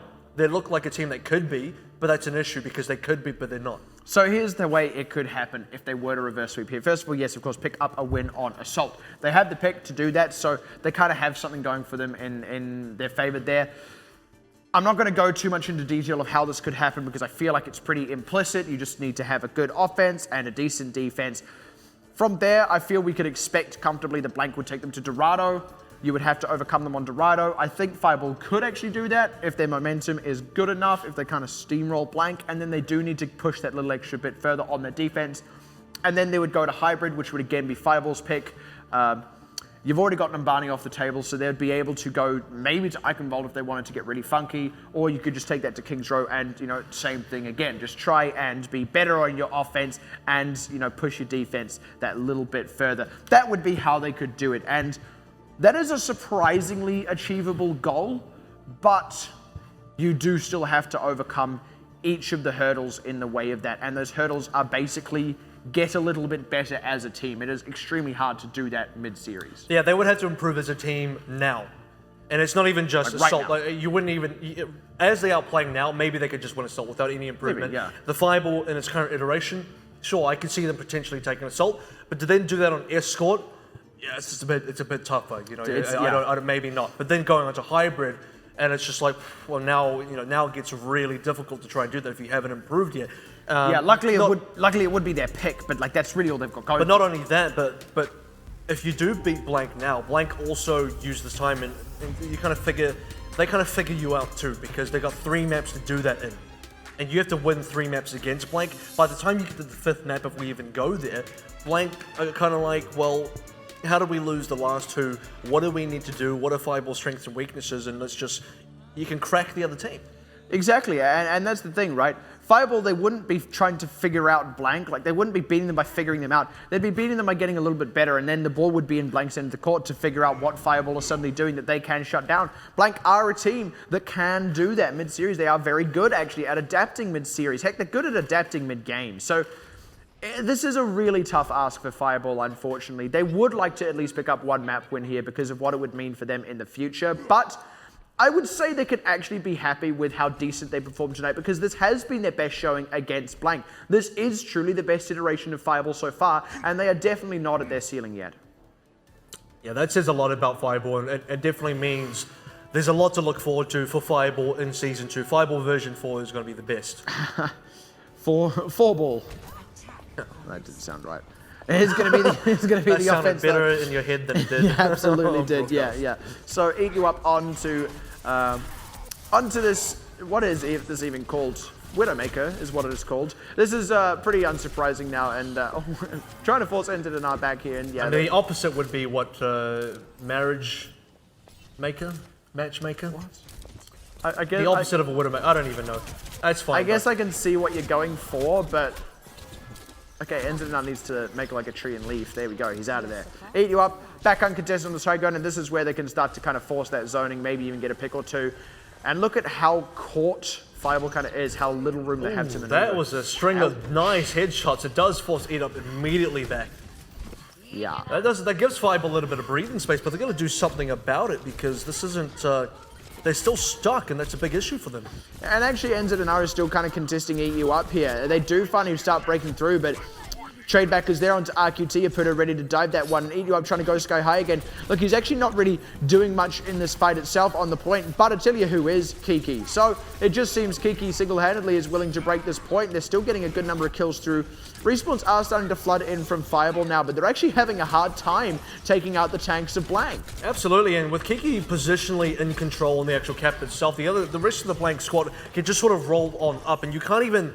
You're now trying to fight 2 fights. Can you actually get control of the point? How do you defend against Eat Up on the Widowmaker as well? Who, by the way, now it's changed off, so maybe that's something, but the point's already gone at this stage. So for Fireball, you're already setting up for cap 2. Curlis has changed on the Sombra. You've given up the first cap. Oh boy, can you say Snowball? Look at all those glowing ticks on Blank, and they have the res too. That could be so huge. I feel like they should get a 3rd off this, if not even a full cap, unless something goes horribly, horribly wrong. Yeah, well, they got to play 6v11, and with the good res, maybe you bring that up to 8-9v11. Anyway, it should be a fairly convincing fight for Blank either way you go, except if they start unless you lose Trill at the top. They have tried to get a trade back onto Knight, but it's just not working. He's got a res. He absolutely has to res. He needs to wait till Gunba dies first, unfortunately. There it goes, but he won't be able to res Trill, and RQT goes down. I said unless something goes horribly, horribly wrong. Well, it did. Fireball quick to pull the trigger, and Blank get completely shut down. That's not the kind of fight you want to have if, you know, you got ultimates to play with, and now Eat Up and Aita have completely sort of changed beats now. Eat Up's got to go into the Tracer, so pretty standard pick out of him. Aita's going to go into Reaper. Again, this is now things that teams are going to be able to do on this map, but they've got to play up against, and now a near 6 stack of ultimates from Fireball, including an EMP, which is going to make it really hard to play against. They need to get a very high value res out of this. They have already committed ults as well, so very aggressive. And the EMP still hasn't been used. Now he's in position to use it. There it goes out. RQT needs to stay safe and hold on to this ultimate. Where is he? But they're not actually getting return kills anyway. Kiki gets popped. This is the res. There we go. They've actually drawn the ultimates out, so they have a real opportunity, but they do still need to convert the kills. They haven't, and Blank are getting shut down once again. Aputo still has Dragon Blade, but he doesn't even need to use it. And now twice, when Blank needed to get a few counter kills through, they've actually completely failed to. And that's a far cleaner fight for Fireball. You know, when you get into the sort of stage in the game where you're the ones that are saying, no, we can just win this without even ulting here, or we can just save this and this and this, that's when you're starting to look super comfortable. Pudo's still holding Dragon Blade is going to make a lot of dividends, and Kurlos is not that far off of EMP. Meanwhile, Gumba's still charging his up. We got the Res out, but the Res just meant 3 extra deaths that feed Fireball's ultimates. Yeah, the savings. Think of the value. Save all those ultimates. Now, Blank need to find an opening here. They- Edup's about to get the and pulse they're bomb, but they're so far away from anything else to use. This is going to be a super hard fight. Fireball, as soon as they get EMP, they should look to open up the fight. Yeah, that would be the opportunity to go. Gunba is now off that Mercy. He's onto the Sombra, which is what they're trying to combo up with this Reaper, and already kick his mech is popped. I think that's an ultimate commit from him as well, so we will get back into it, but there is still going to be the EMP. They don't even need to use it because they're picked Eat You Up. They actually don't need to use any of these ultimates as they train down Gunba. And again, they just hold on to the whole string of them. They didn't commit anything. This is a bit of a shambles coming out from Blank, who looks so great on Lijiang Tower, and then on Numbani as well. This is just not the kind of loss that Blank would ever have on that kind of a map. But as soon as you go into South, it's just like, it's a different team. It's like, all I'm hearing in my head is that Tim Allen, like, you know, that's what this feels like. We're waiting into the... Okay, so Blank is setting up for a good, strong play here. They got the Death Blossom now. They got an EMP of their own. Now, who's going to get the EMP first and who's going to catch who in it? That's a big question. Yeah. Because Pudo's still holding onto Dragon Blade from 2 fights ago, and he's waiting to get this done. Thing is, even if Gunba connects his first and they do get a good wipe, look, Kurlos is going to come out of the gate with his anyway. It sort of depends, because Blank, if they can kill a bunch of the Fireball members, that EMP from Kurlos is not going to do anything. That's a big problem. He's already been spotted. This could be bad. But he is able to commit as a Pudo shuts down Eat You Up. So with that, they press the go button once again, and they don't use anything but the EMP. Blank, what is happening? Huge. That is huge. That's bigger than huge. This is exactly that new level of play we said Fireball needed to reach. This is like, you know, an investment property that just doubles in value over 5 years. It's great. Boy, 2 houses. They had, like, honestly, I mean, I will also say Blank are not playing as well as they could be, but I think Fireball just playing really strong. They are. It's like this role reversal between these two teams. Because it's not even like Fireball, you know, like they're getting pressed. They're like, oh no, we're going to throw all these ults. They're being super clever about what they're doing. There they go in, and the Death Blossom on top of that with the EMP that's committed. big. It is big. This time it is going to start to pay some dividends, but Apuda getting a trade kill is nice for them, and they get a second one as well. There are actually a lot of low members. Oh, wow, 3. Yeah, there's a lot of low members on Blank, and the healers were taken out first, so it doesn't matter that you get the triple. Like we always say, even trades are not good enough when you are the attacker, and Kurlos could have even come out of the spawn point with that EMP to clean it up if it was needed, but they didn't even need that. 2 ultimates for a held fight with Blank committing everything. You know what this is? I think Blank are respecting these fights a little too much. Blank are playing for this massive setup kind of play. Even H is like, I've had enough of Reaper. Clearly doesn't do enough. It gets a couple kills in Death Blossom, but is that going to get you a team fight win? Evidently not, when Apura gets a lot more kills with the Dragon Blade than the follow-up after that. You're not even going to play the EMP anymore. Now this is the type of Blank that are looking to win, because they just want to frag. They just want to out-DM you. They just want to out-aim you. And that's something that Blank can do. And here we go. That's the kills they need. A decent EMP, but unfortunately the DPS is dead, so unless Saputo pulls something big out of the hat, like a fluffy white rabbit or something, this is not going to go well for them, and he's struggling.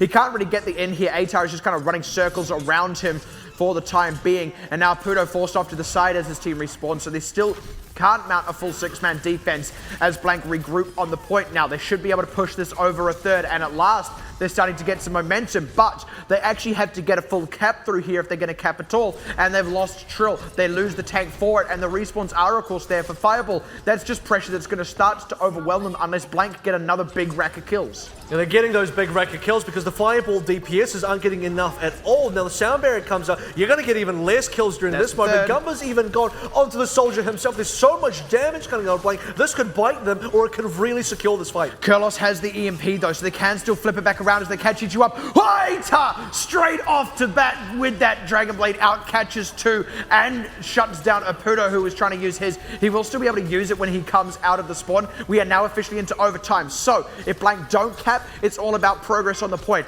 Fireball do still have every opportunity to close this one out, but Blank, once again, they are the ones set up on the point. Sound Barrier buys them a chunk of time. Apudo with his Dragon Blade Finds RQT, looking for more. Can't quite find them. Does not quite catch Kiki, who gets back into the mech, and now he cannot contest this point.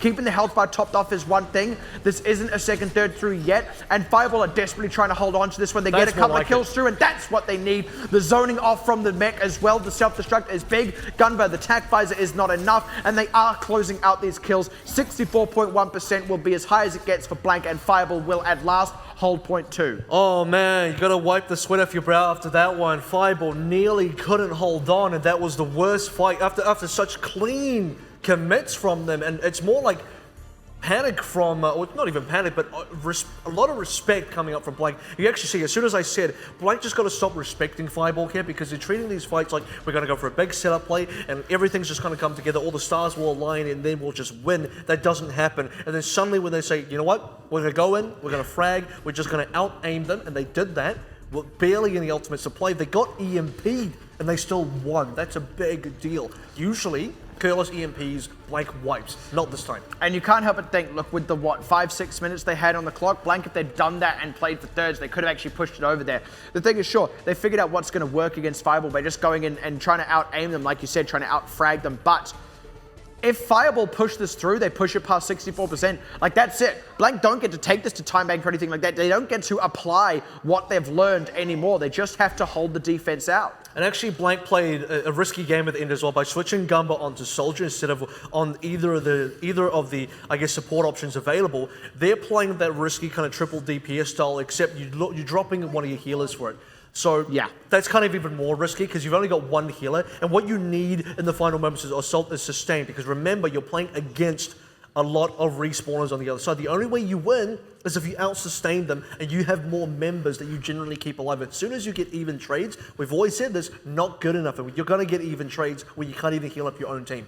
And the reason they did that is because their plan was, look, if we're going to out-aim and out-frag, let's go for more damage so that we can do that. But you're right, the trade-off that comes with that is they lose the opportunity to sustain. And it did cost. It's actually more like Gumba died, and the fastest way for him to get back was, he said, I'm going to go on Soldier. I'm going to go on Soldier because it's super fast for me to get back. Yeah. And that's true. That's absolutely true and totally valid, but it's a gamble as well. And at the end of the day, Blank held on long enough that he may have gotten back with someone. And it's a very difficult situation to read. They made a choice, they stuck to it, and they got 60-something% out of it. Now on the attack here for Fireball, they too are going to be running a Widowmaker, but the difference is they don't sacrifice a DPS to do it, they sacrifice a tank slot to do it. So we'll have to see if it gets picks, because this is now a much more volatile way to play. And Gunba getting an early pick on the ends and out, but they get a trade back onto Kiki. That is an opening for them. Good pressure though onto Knight, who is forced back, but they're still getting the kills. Trill is a little bit too deep, and the rest of the team is kind of getting dismantled behind him. The trade back onto Apudo means Blank might just be able to steer themselves through this, but this is really, really tight stuff, and Fireball have every opportunity to blast this wide open. And Ninth is still on the Widow, and it's not getting enough done at all, and I kind of feel like if you're not getting the picks, you need to give something else. At least everyone else is getting picks, right? Edub actually picks himself there. Yeah, he dies to his own pulse bomb there, unfortunately for him, and that is the fight being cracked wide open. Fireball realized that they could just kind of get past the tanks, found those 3 squishy members of Blank, very quick, clean dive. Yeah, very changes. That is quite significant, but yeah, very quick, clean dive, and you're right, the swap out from Gunba signals that Blank have seeded this. They're going to set up for a second point defense. Let's see if Fireball can push it past 64%. All right, Fireball do have they have a goal in mind. They know exactly what they have to play to. Ultimate's coming online as well. They can't wait too long. This is the best time to strike against a Sombra. And they're going to make this time sort of count right now. This will be Fireball's best fight for the entire offense on second cap. Yeah, they've got that is a way to start. That is an even bigger way to start. Eat You Up is in trouble as well. The sticky does get eaten, but they're still getting the kills through. Look at that. Ends it in our finally catches something. That is so massive. Oh my goodness, they're going to do it right there and then. One push. Snowball again. Fireball, they are consistently doing this on Assault now. That's the map when they wanted, boys. Welcome to the club, fellas. Yeah. Woohoo! There they go. Here's your membership. It's a lifetime one too, so enjoy. Congratulations. When you're 80 years old, tell your grandkids. It comes with no perks, but welcome. Welcome. You can officially order the sandwich. It's watercress. Enjoy. The club sandwich. And look, well deserved. I order the club sandwich all the time. I'm not even a member. I don't know how I'll get away with it. But look at that. This is what just barely held it on for them after that Death Blossom. Absolutely. This was so important. It was absolutely huge because this was on the verge of being swung away at Blank before that came through. And look, that last one was actually a deflect of a shot that Reaper fired. So that's really, really well done by Apudo. But look, the thing I want to note here, on Hanamura, we went to Time Bank, and twice in a row, Fireball had the snowball, right? They got the first point, snowballed it immediately into a win. And they did that twice in one series. Like, that's actually huge. And then have now done it a third time in the next series they played. In a different way, too. This is something Fireball just do. They are now officially the most consistent team. I mean, it happens, one time in 10, but for Fireball, it's like it happens 9 times in 10. This is so great. The one thing I want to point out is, if Trill Primal Rage, that would have been a full respawn wave for blank. Yeah. Right? Like, that's literally the difference. The difference between pressing Q and not pressing it in time is like win or lose in that situation. Because I've said multiple times, Primal Rage is one of the best ultimates on that last defense to actually keep your team into the fight. It's one of the only consistent stall methods outside of like playing a Mei or something. You play the Primal Rage, you will get a full wave of respawns, and that guarantees 6v11. A 6v11 is so strong. And the reason it's such a good stall tool, it's not actually just the extra health pool, because honestly, when there's 6 people on that point, they can blast down that extra 1,000 health. That's not too difficult. What is significant is the displacement. It makes it hard to really train down the Winston if he is scattering your team up. And then the power of that is when the respawns come through, it means the 6 people attacking aren't as coherently set up on the point as they'd like to be. So even though often you do come out into a 5v6 as the defenders, you have a positional advantage. And often you'll have an ultimate advantage as well, because you have to commit something to kill the Winston. And actually also, Atar didn't have to die at the start of that fight. Like, what's going on? He died at the Why start was of he the there? Yeah, I mean, like, come on. He didn't need to die at the start of that fight. Didn't a couple need of to the be other getting Blank members got themselves converted as well into the future kills, and it's just like, guys, you lost one member. Let's pull back a little bit, and also remember to Primal Rage, because you're going to need it to get the respawns in there, because that's all you got. You know this is going to be the most important fight. You know you're facing ultimates when you don't really have any. Oh, by the way, you had one, but you didn't use it. And you don't have the same kind of time as well. You can't go, right, let's hold on to this stall tool because we'll get respawns anyway, and then use the stall tool later if we have to. It only had to go to just below 2/3, and that is very doable in those snowball fights. So yeah, teams get that. Teams get 66 constantly. Yeah, I mean, teams get off a good fight. Look, it was even likely that Fireball would get 1/3 and then another third, which is a very easy ask. So even stopping that initial third should have been on blank smite. I feel like they didn't quite respect how little progress they themselves had got on the point. Yeah, like we've said this previously, and it might have actually been blank back in the day, early on in the OPC, when we said blank played, they only had that 1/3 left, and they played like they only had 1/3 left, and that's how you should be playing. And when you're going up against Fireball in that stage, you've got about 65%. Really, you should be playing like you got 1/3, because you're right, if you lose the first third, Fireball come back in, they don't have that much to push on through. They really don't, and a third is very achievable. I mean, look, it's one thing to just play for thirds to get a full cap out, and you do often have the time to do that. That is a very great way to play Assault. It's another thing to just play for thirds when you only have to get 2 of them.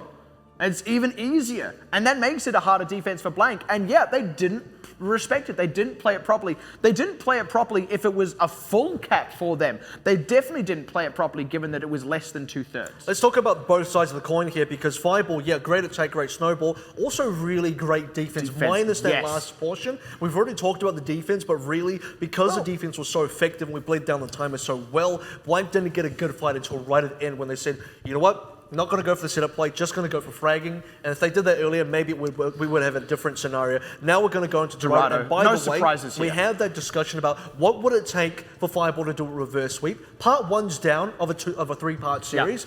Now you're into the middle, the sequel. The sequel before you get to the ending. And part 2 was, look, blank will pick Dorado. You've got to get a good momentum-based gameplay. So there's 2 things I want to touch on here.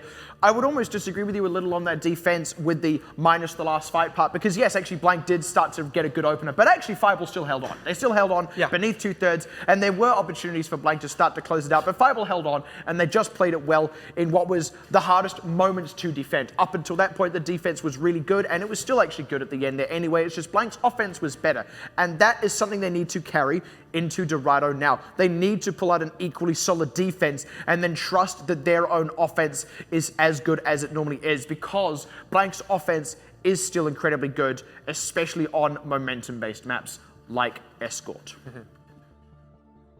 It's going to be scary. This is going to be interesting, because I would definitely say utilizing Aputo's Genji for that momentum, for the area control, the verticality control as well is going to be incredibly important.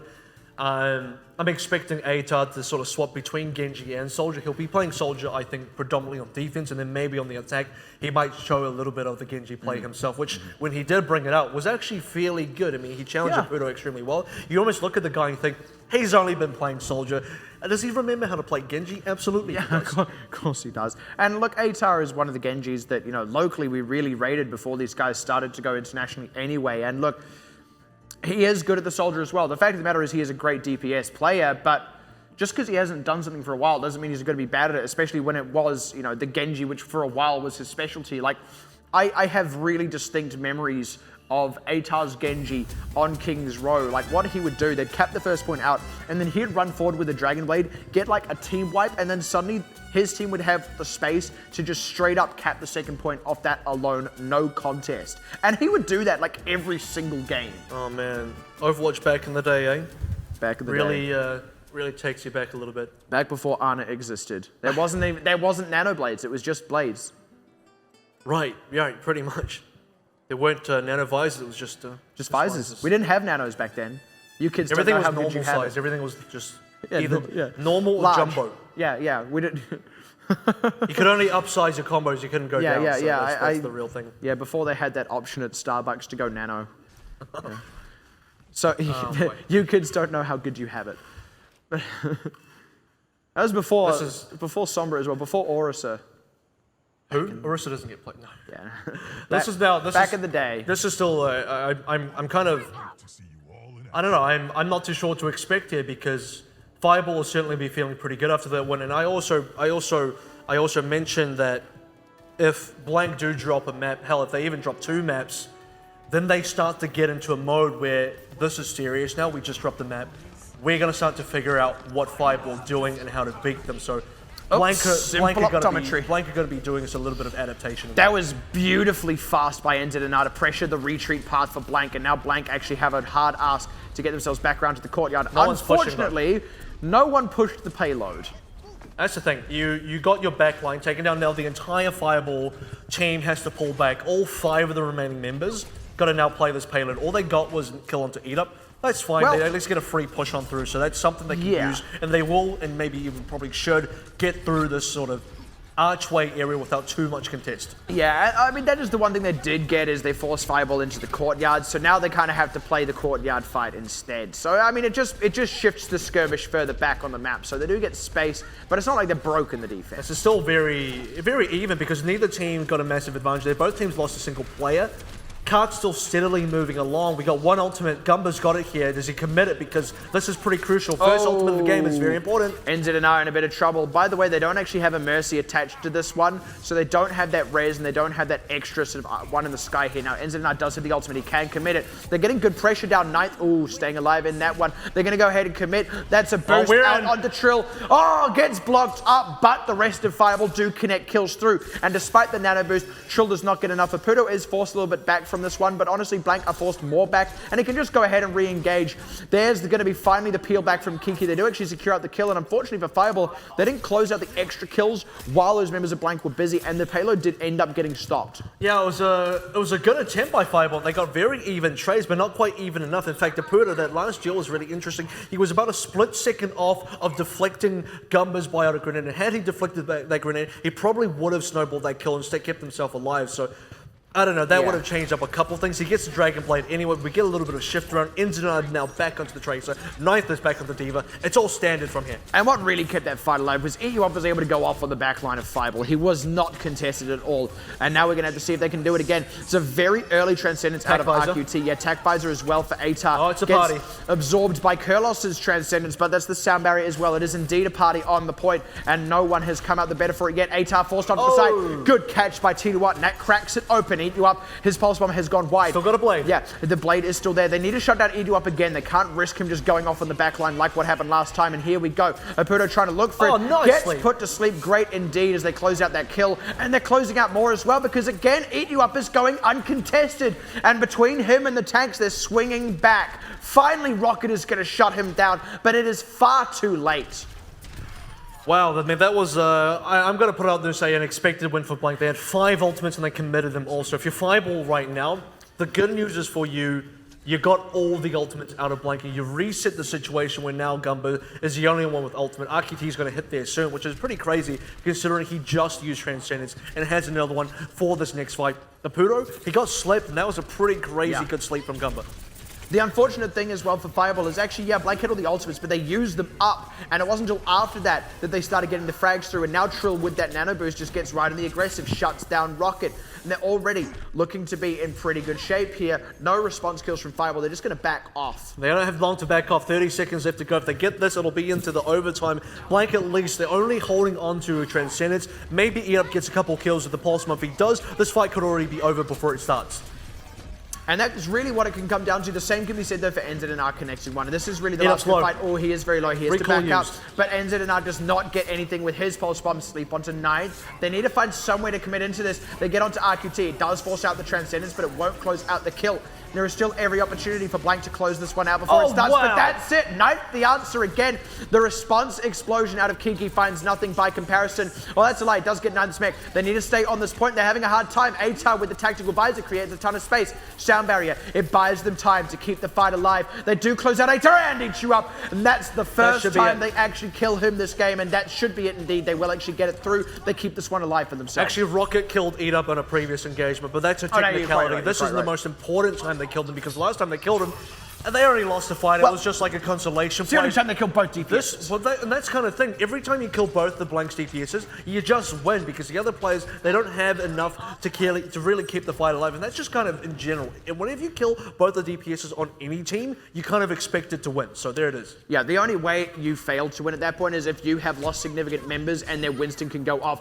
That's a 3 now. 3 deaths, buddy. Yeah, that's a really good one. I can count them on 3 fingers. Straight open with this Dragon Blade, because he knows the defensive ultimates aren't there, and he starts to carve up this team. Trill, he will not get crazy return kills, throws out the ultimate as well, but he will just kind of be taken out during that with any luck if you Fireball. But in any case, the payload's underway. They don't actually quite take out Trill, but NZNR is able to move ahead to start setting up for this next maneuver. Yeah. Come on, 1v1 me, baby. Let's see what happens here. Now, it's not going to be one with 1v1. You got to get yourself out of there. And for one of the few times as well, Gumbo actually didn't outplay Apuro. Apuro got his revenge. Gumbo missed a sleep dart, so Apuro slashed him away. So finally now Fireball get this push on through, but they got to get it under this new archway, and they have to dislodge the rest of the Blank members that freshly respawn. That's one way to do it. That's a huge start. Kurlos is barely still alive, but he doesn't have the Transcendence yet. Shutting him down would be key, and they do indeed get it. ATAR able to get that, and he's able to keep his life as well. Oh, T21 finally closes it out. But while that was busy going on, the rest of Fireball were just losing the fight. So T21, look, yeah, sure, buddy, you killed the DPS, but look, you are the tank. You got to protect your team. Well, he also had the second tank, but unfortunately that wasn't enough either. So I think T21 was fine. He blocked out the main DPS, who by the way had a nano boost on him. So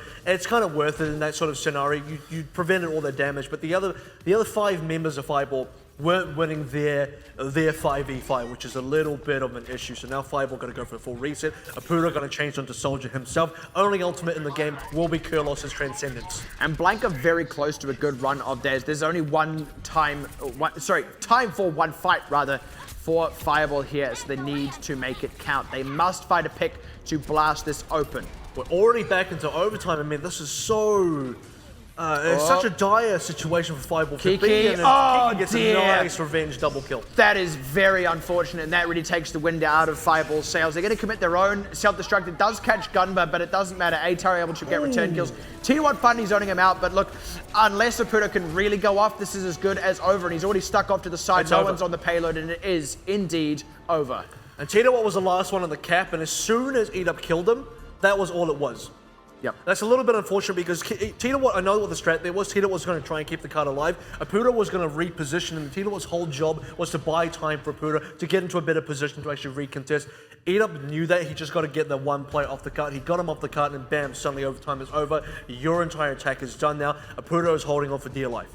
And actually, just sort of add to that a little, Kiki was also making it harder for Apuro to get that reposition, so he was also buying time for each up to do exactly that. So that was very well coordinated. I mean, the players they knew exactly what they had to do in order to secure that out. They executed well. And also, 2 members dying to Kiki's self-destruct. I mean, there's a lot of cover in that courtyard area. It's a very telegraphed ultimate.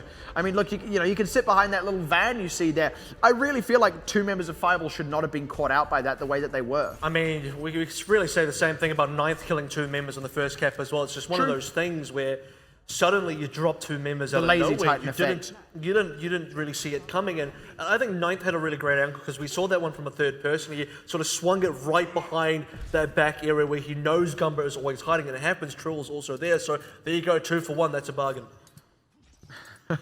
Bargain bin. Ouch! What is that? Oh, it's just a pinata. Yeah, rest in pepperoni's pinata. You know, by the way, you see like the little candles around here? So the candles are each sitting on a small little ceramic plate. The plate is destructible, but the candle is not. There it is. For real. Whatever the candles are made out of, you should make your whole plane out of it. You should make a spaceship out of it. Yeah. Make a spaceship out of candle wax. Yep. Apparently it's It will immune. never be destroyed. Yeah, it's the way to get. That's how Winston got here from the moon. Lots of candles. Candle wax spaceship. Yeah. Candle and a candle wax spaceship. Ah, dear. Well, look, now let's see if... You might need to hold a candle to Fireball if they don't, if they don't get this one through, though. So here's the thing, right? Fireball, we said that they had to have an extremely good defense here, and that was assumed they got a solid offense as well, but, I mean, this is comfortable territory for Blank, to be honest. Yep.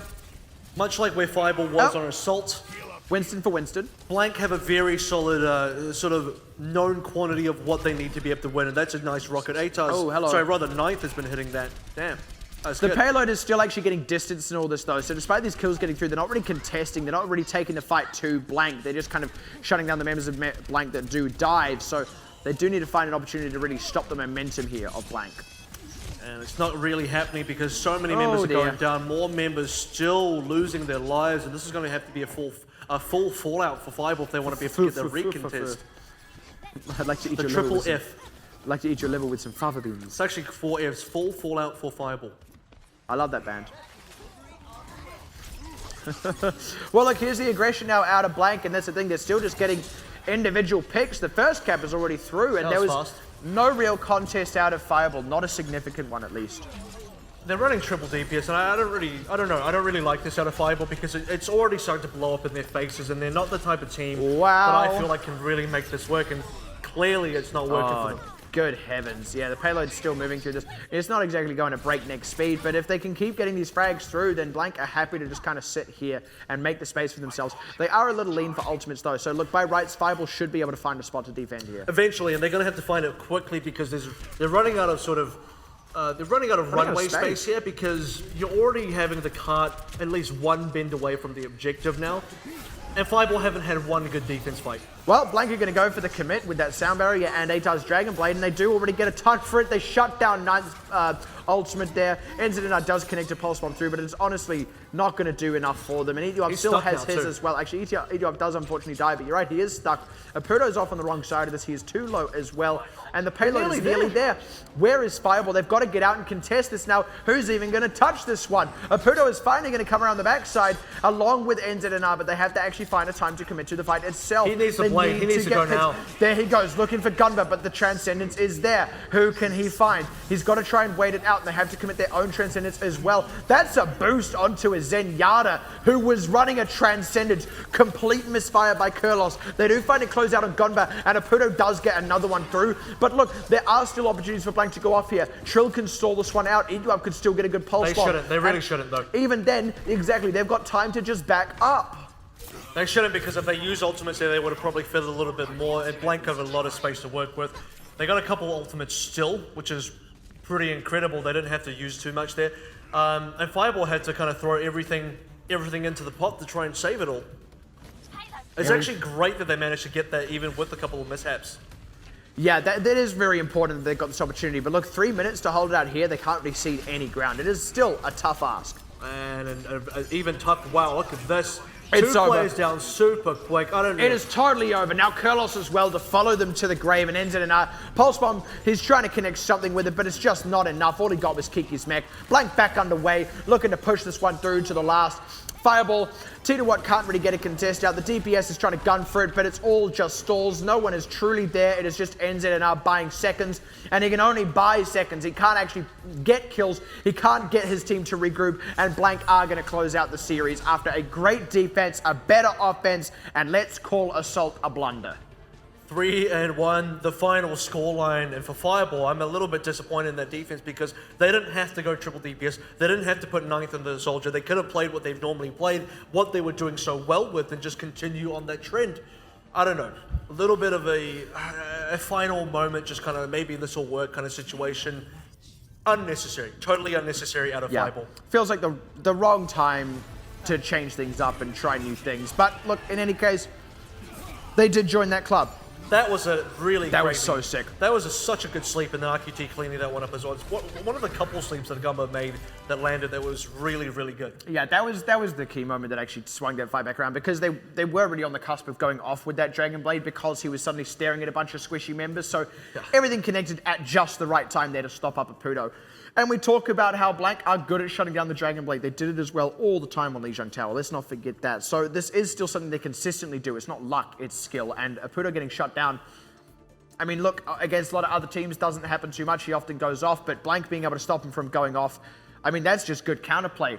I will say, though, we saw it there, Fireball, they've joined the club of teams that took Assault off Blank in a professional Overwatch tournament.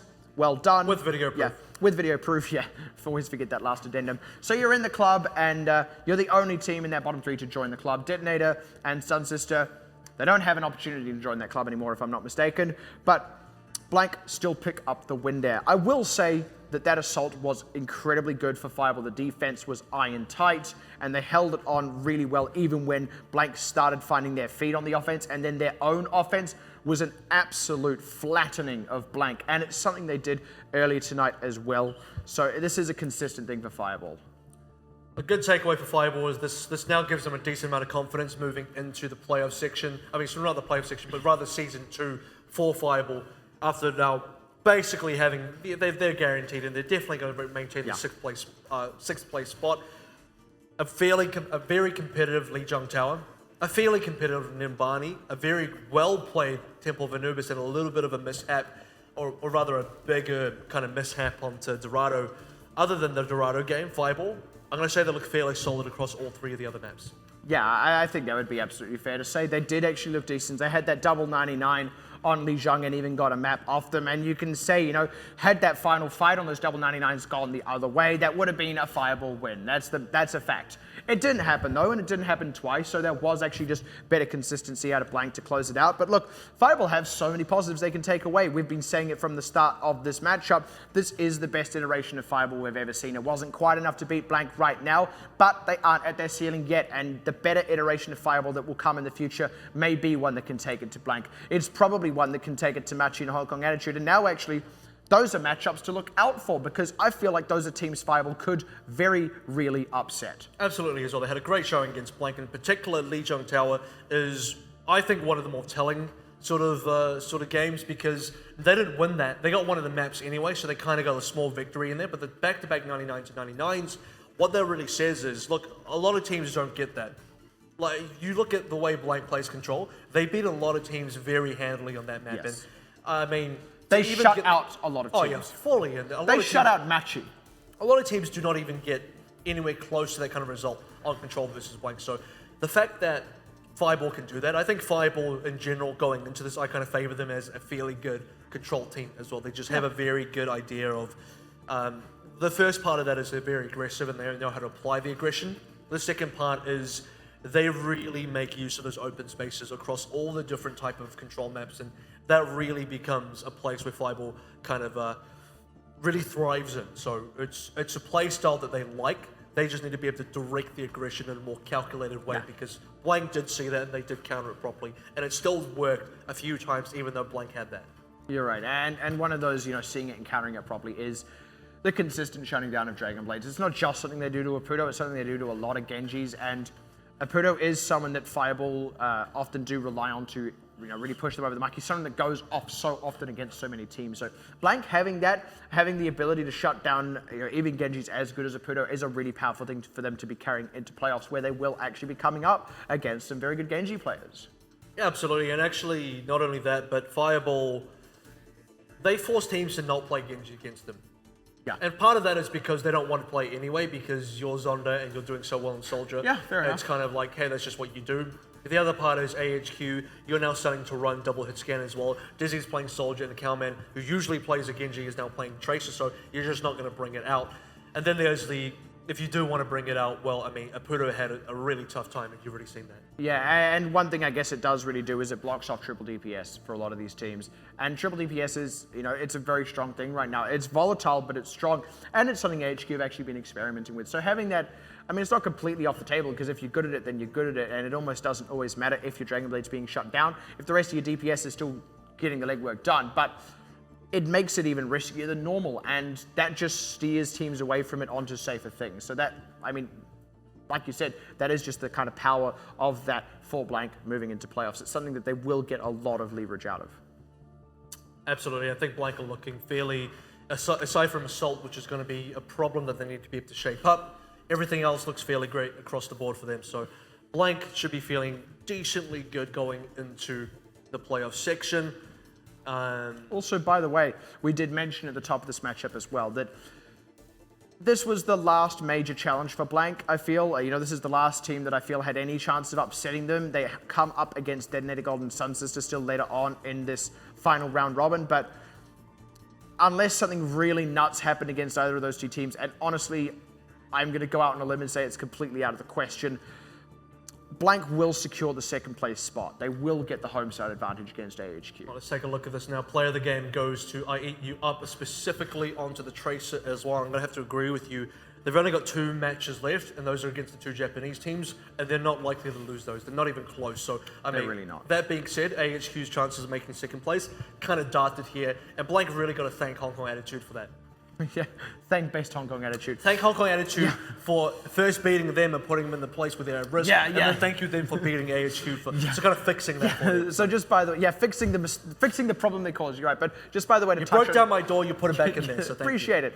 Yeah, you burned down my house, you burned down my neighbor's house too. We're on even footing. I hate that guy. So, but I want to actually touch on player of the match there, which is EU Up, and I said this on Lijiang. Look, NZ and I feel like his peaks were higher, his troughs were lower. EU Up though was just more consistent overall. And at the end of the day, that does end up counting for more, and we really saw it throughout the entirety of that series, especially on Dorado, on that defense. When EU Up went uncontested, which was most of the time, Fireball just couldn't break the courtyard. All right, let's get into the post-match interview now with Blank, and it's going to be with Aita and Serenity.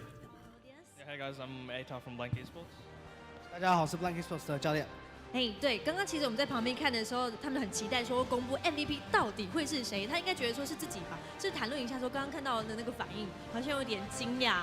我本来以为那个今天 MVP 会是 Aita，因为我觉得他今天的发挥那个 Serenity 表现 thought that 比 IU up 好， the MVP would be 当时 Aita 选 today, 的 so 是 he brought IU up Aita 稍 up. 微有点吃惊。但其实我们也想请问一下 Aita，就是说他在士兵76这个角色，尤其是在长短枪阵型的时候，他觉得自己发挥的如何呢？ And now to combo when we play Soldier and Tracer, how do you feel you performed today on Soldier? I think I just did the normal stuff. I didn't really do anything special, but the main difference between other games would be like we got more good soldier attack visor combos off because we got like the sneaky positions before the fight started, and it was like much easier than usual. 说他发挥跟平常也都差不多，没有独特的地方，只是今天那个在努巴尼的时候准备了很多那个纳米强化跟赞助手电的一些起点，才会在努巴尼的时候攻进攻的时候很成功。其实有很多在看我们就是比赛的玩家们，他们都觉得说，哎 ，Blank 是不是会在就是比赛当中会藏招？那季后赛是不是也有藏招呢？我们对季后赛做一些准备， So we've been 是 preparing 确 a 实有 lot 藏 for 招。 the 因为 playoffs. 其实比赛到现在战绩都大致底定，就是会是以第2名的姿态进入 So 到 you're 季 about to 后 be 赛。 second. 会面对到 AHQ 这个问题比较尖锐一点点，想要先问一下 Aita，觉得胜算是多少？ Since we're already guaranteed to be at least second place, in the playoffs, we'll be playing against AHQ. What do you think our odds are? I'm pretty sure we'll beat AHQ. Like, they lost to HK, and we think we just really screwed up against HK, and we had a good chance. And by like comparing those 2 matches, I think we'll be able to beat AHQ for sure. 最近那个 HK 那个表现得非常不错，连我们也都输给了他们。但他觉得只是因为那天我们的状态不好而已。但是他们也是表现很好。但是如果要相较 AHK HK 的话，他觉得我们的胜算还是很好。那我也想问教练本人，你觉得你们的胜算如何 What do you 呢？ think about this? 我们现在准备的长招都不是为了给 AHQ 的用的。哦 So actually, 所以 what, 是 we're not even preparing for AHQ right now. 再说一次，再说一次。闪电了。 We're actually preparing OK, for I Flash Wolves. see. 谢谢 ATA 接受我们的访问，谢谢。 So there it 在进入 is, 下 the 一场比赛 interview 之 there 前呢 from 在 ATA 我 from 们的 Blank 沙队 and 还有 Serenity 手 from 带 Mortal 来做 Kombat. So 访问 very good from both of those people as we're about to maybe get into the couch interview with Blank as Yeah, well. with any luck, Serenity has to sort of run over to that room there because he does have to provide the translation. And he'll there say as well. get over here and maybe take the But, couch in with him. So. It was sort of an interesting, actually, set of thoughts there on the comparison between the two teams' losses to Hong Kong Attitude there. And I think there were some fair things being said there. Blank did make some mistakes, whereas we saw AHQ, in a way, they were trying harder and harder and harder over the course of that, and were just constantly getting shut down by Hong Kong Attitude. So I think that is quite a fair assertion to make, and I am very excited to see those two teams now, Blank Esports and AHQ Esports Club, clash in the playoffs in second and third. Very confident response as well. We're not even preparing for AHQ. We're already just going for Flash Wolves. They're just expecting to beat AHQ. That's very interesting. We'll see if that goes as smoothly as Blank sort of playing out. Because Is it confident or is it the other thing? yeah, well, I don't know. That's the thing, because on some level you do need to be going into AHU, A, with confidence, but B, with preparation. I feel like one and not the other may end up being your downfall. So. And AHQ will be preparing for that matchup because they know they come into it with that away side disadvantage. And they have to overcome Blank in order to rematch Flash Wolves in the finals. So they will be doing a ton of prep for that. I guarantee you, really, Blank will actually be prepping for AHQ as well. Secretly. Yes. Remember that there is still a week to go until playoffs anyway. They will actually be prepping for AHQ, but it does show their confidence, at least heading to playoffs. And I think it is a very well-deserved And confidence. it gives them a decent amount of time too, because they don't need to prepare for any of the remaining matches. They got both Japanese teams left to go, and they're saying, cool, we'll show up to those, we'll play them, we'll collect our points and keep moving on. And then just focus on the playoffs. So that's something that Blank definitely have looking forward to. We're going to go on to the couch now with Serenity and also Gumba. Hi, I'm Gumba. Hi, Gunbo. 我们今天很开心可以邀请到是 Blank 的辅助 Gamba 来接受我们的这个采访哦。那其实呢，我们的问题也是蛮简单的。那有一个是我自己本身个人很想要知道的问题哦，就是我们在 Blank 刚开季的时候，不是有一个采访影片吗？那 Gamba 有提到，就是说他是离职了，他 quit 他的 job， 然后来这里就是加入了这个联赛。就是我想要问他，就是说他有后悔他的这个决定吗？ This is a personal question from him. He's asking, like, during the interviews at the start, you mentioned that you quit your job and come here as a pro player. Do you regret that decision? Not at all. I don't regret it one bit. I think that it's easy to get another job in software development or any other career, but it's not easy to find a place in esports. And you know, being a player can always lead into other things as well later down the line, like coaching or team management, stuff like that. 他是表示说，他从来没有后悔过他现在这个决定， Intelligent 因为 decision. 就是以他的工作就是一个那个程式设计师，他可以在同样的行业也是找到其他的工作机会，但是当电竞选手机会不多，然后这次来了之后，表示说以后也可能有跟电竞有关的一些工作，比如说做后勤或是做当教练。没错，这个算是一个很好的这个经验啊，对不对？非常特别的 experience。好，那我们这边还有一个问题想问他哦，就是说，在这个因为他是 Blank 的 support 的玩家嘛，对不对？那在现在的 meta 之中呢，其实很多的刺客啊，很多什么东西，他每天就是要被追着跑来跑去，对不对？那我们在很多赛评的口中呢，大家都说他是我们这个站位最好的辅助，就是可以在他们比赛中看到他好像很难被抓到，有没有什么小技巧可以跟我们大家分享呢？ Since in this matter it's predominantly dive and all this, and since you're playing the flex support like Anna and Zen, all these like flankers always go for you, and you're basically rated as the best flex support in terms of your positions and where you're standing.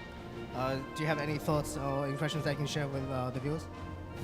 Sure, flex support in this meta is always a team effort, and sometimes IQ tells me where to stand, sometimes I tell them where to stand, stuff like that. So it's always a teamwork element. You have to really work with your soldier and your Lucio to position correctly. And it's also important to recognize what comp you're playing against them with. So if you have a Genji on your team, you're not going to get the kind of support you need. You have to hide more often. And if they have a Genji, you know that their game plan is to kill you, right? So you've got to hide again. It's about recognizing what their team's doing and playing with your team, with your backline. 他的站位是需要跟队伍协调的，就是除了他自己的站位，他也需要去配合一下我们队伍上的士兵线还有路修的站位。但是然后还有就是他的站位会对于就是对方的阵容也有所影响，就是如果对方是有优势的话，他的原始的目标就是专注于就是要来刺杀他的，对所以他就需要常常躲起来， ，OK，这样子。哇，所以就是会依照对方的队伍的组合跟自己的组合来随时改变他的站位嘛，哇，感觉是非常的困难的。那就是另外一个算是 another personal question 啊，就是我也想问一下，就是说这个他来台湾其实也有就是蛮长一段时间了嘛，那来台湾之后有发生过什么有趣的事情，或有什么能想跟我们大家分享的吗？ We've been here for quite a while. It's been 2 months. Is there anything interesting that you want to share with the audience? I really like the fact that you can go for walks at 4 a.m. in this country and feel safe. I think that's really unique to Taiwan. The crime rates are very low. I think that's awesome. 他是说，他常常就是深更半夜的时候就去散步，然后他就觉得说台湾散步的环境还很不错，然后也没有遇到什么任何不让他担心的事情，他觉得在台湾他觉得很安全。哦 ，OK， that's probably because you're in Taipei. I'll take it. 啊，那就是其实他来这边也算是很长一段时间了，有什么话想要对还在家乡的家人说啊，或者对他朋友说的吗？ Is there anything you want to say to your friends or family at home?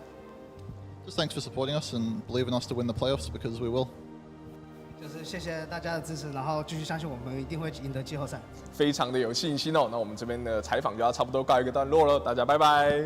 拜拜。 He has a deadpan delivery that comedians would kill to have. Gunburst, just no sweat on his brow with that. No sweat for wanting to win the playoffs as well. He's just, it's just going to happen. Just got to beat Flash Wolves, and then, hey presto. Yeah, pretty much. Yeah, we'll just beat the 2 teams that are also like on our level in this tournament. Hell, we'll beat the one that's already above us on the standings. We'll just do that. And why not? Let's take a look at the standings before we head to that break as well. 21-3 is where Flash Wolves are currently sitting. Blank Esports sitting on 20-6, so they're only that 1 win off. They're not going to really realistically get it in this round robin. Now securely in the 2nd place, so feeling good against AHQ, but they're now really preparing for Flash Wolves. And if they want to prepare for Flash Wolves, they'll probably want to stick around and watch the next match, which is going to be Flash Wolves versus Sun Sister, and that's going to happen right after this break.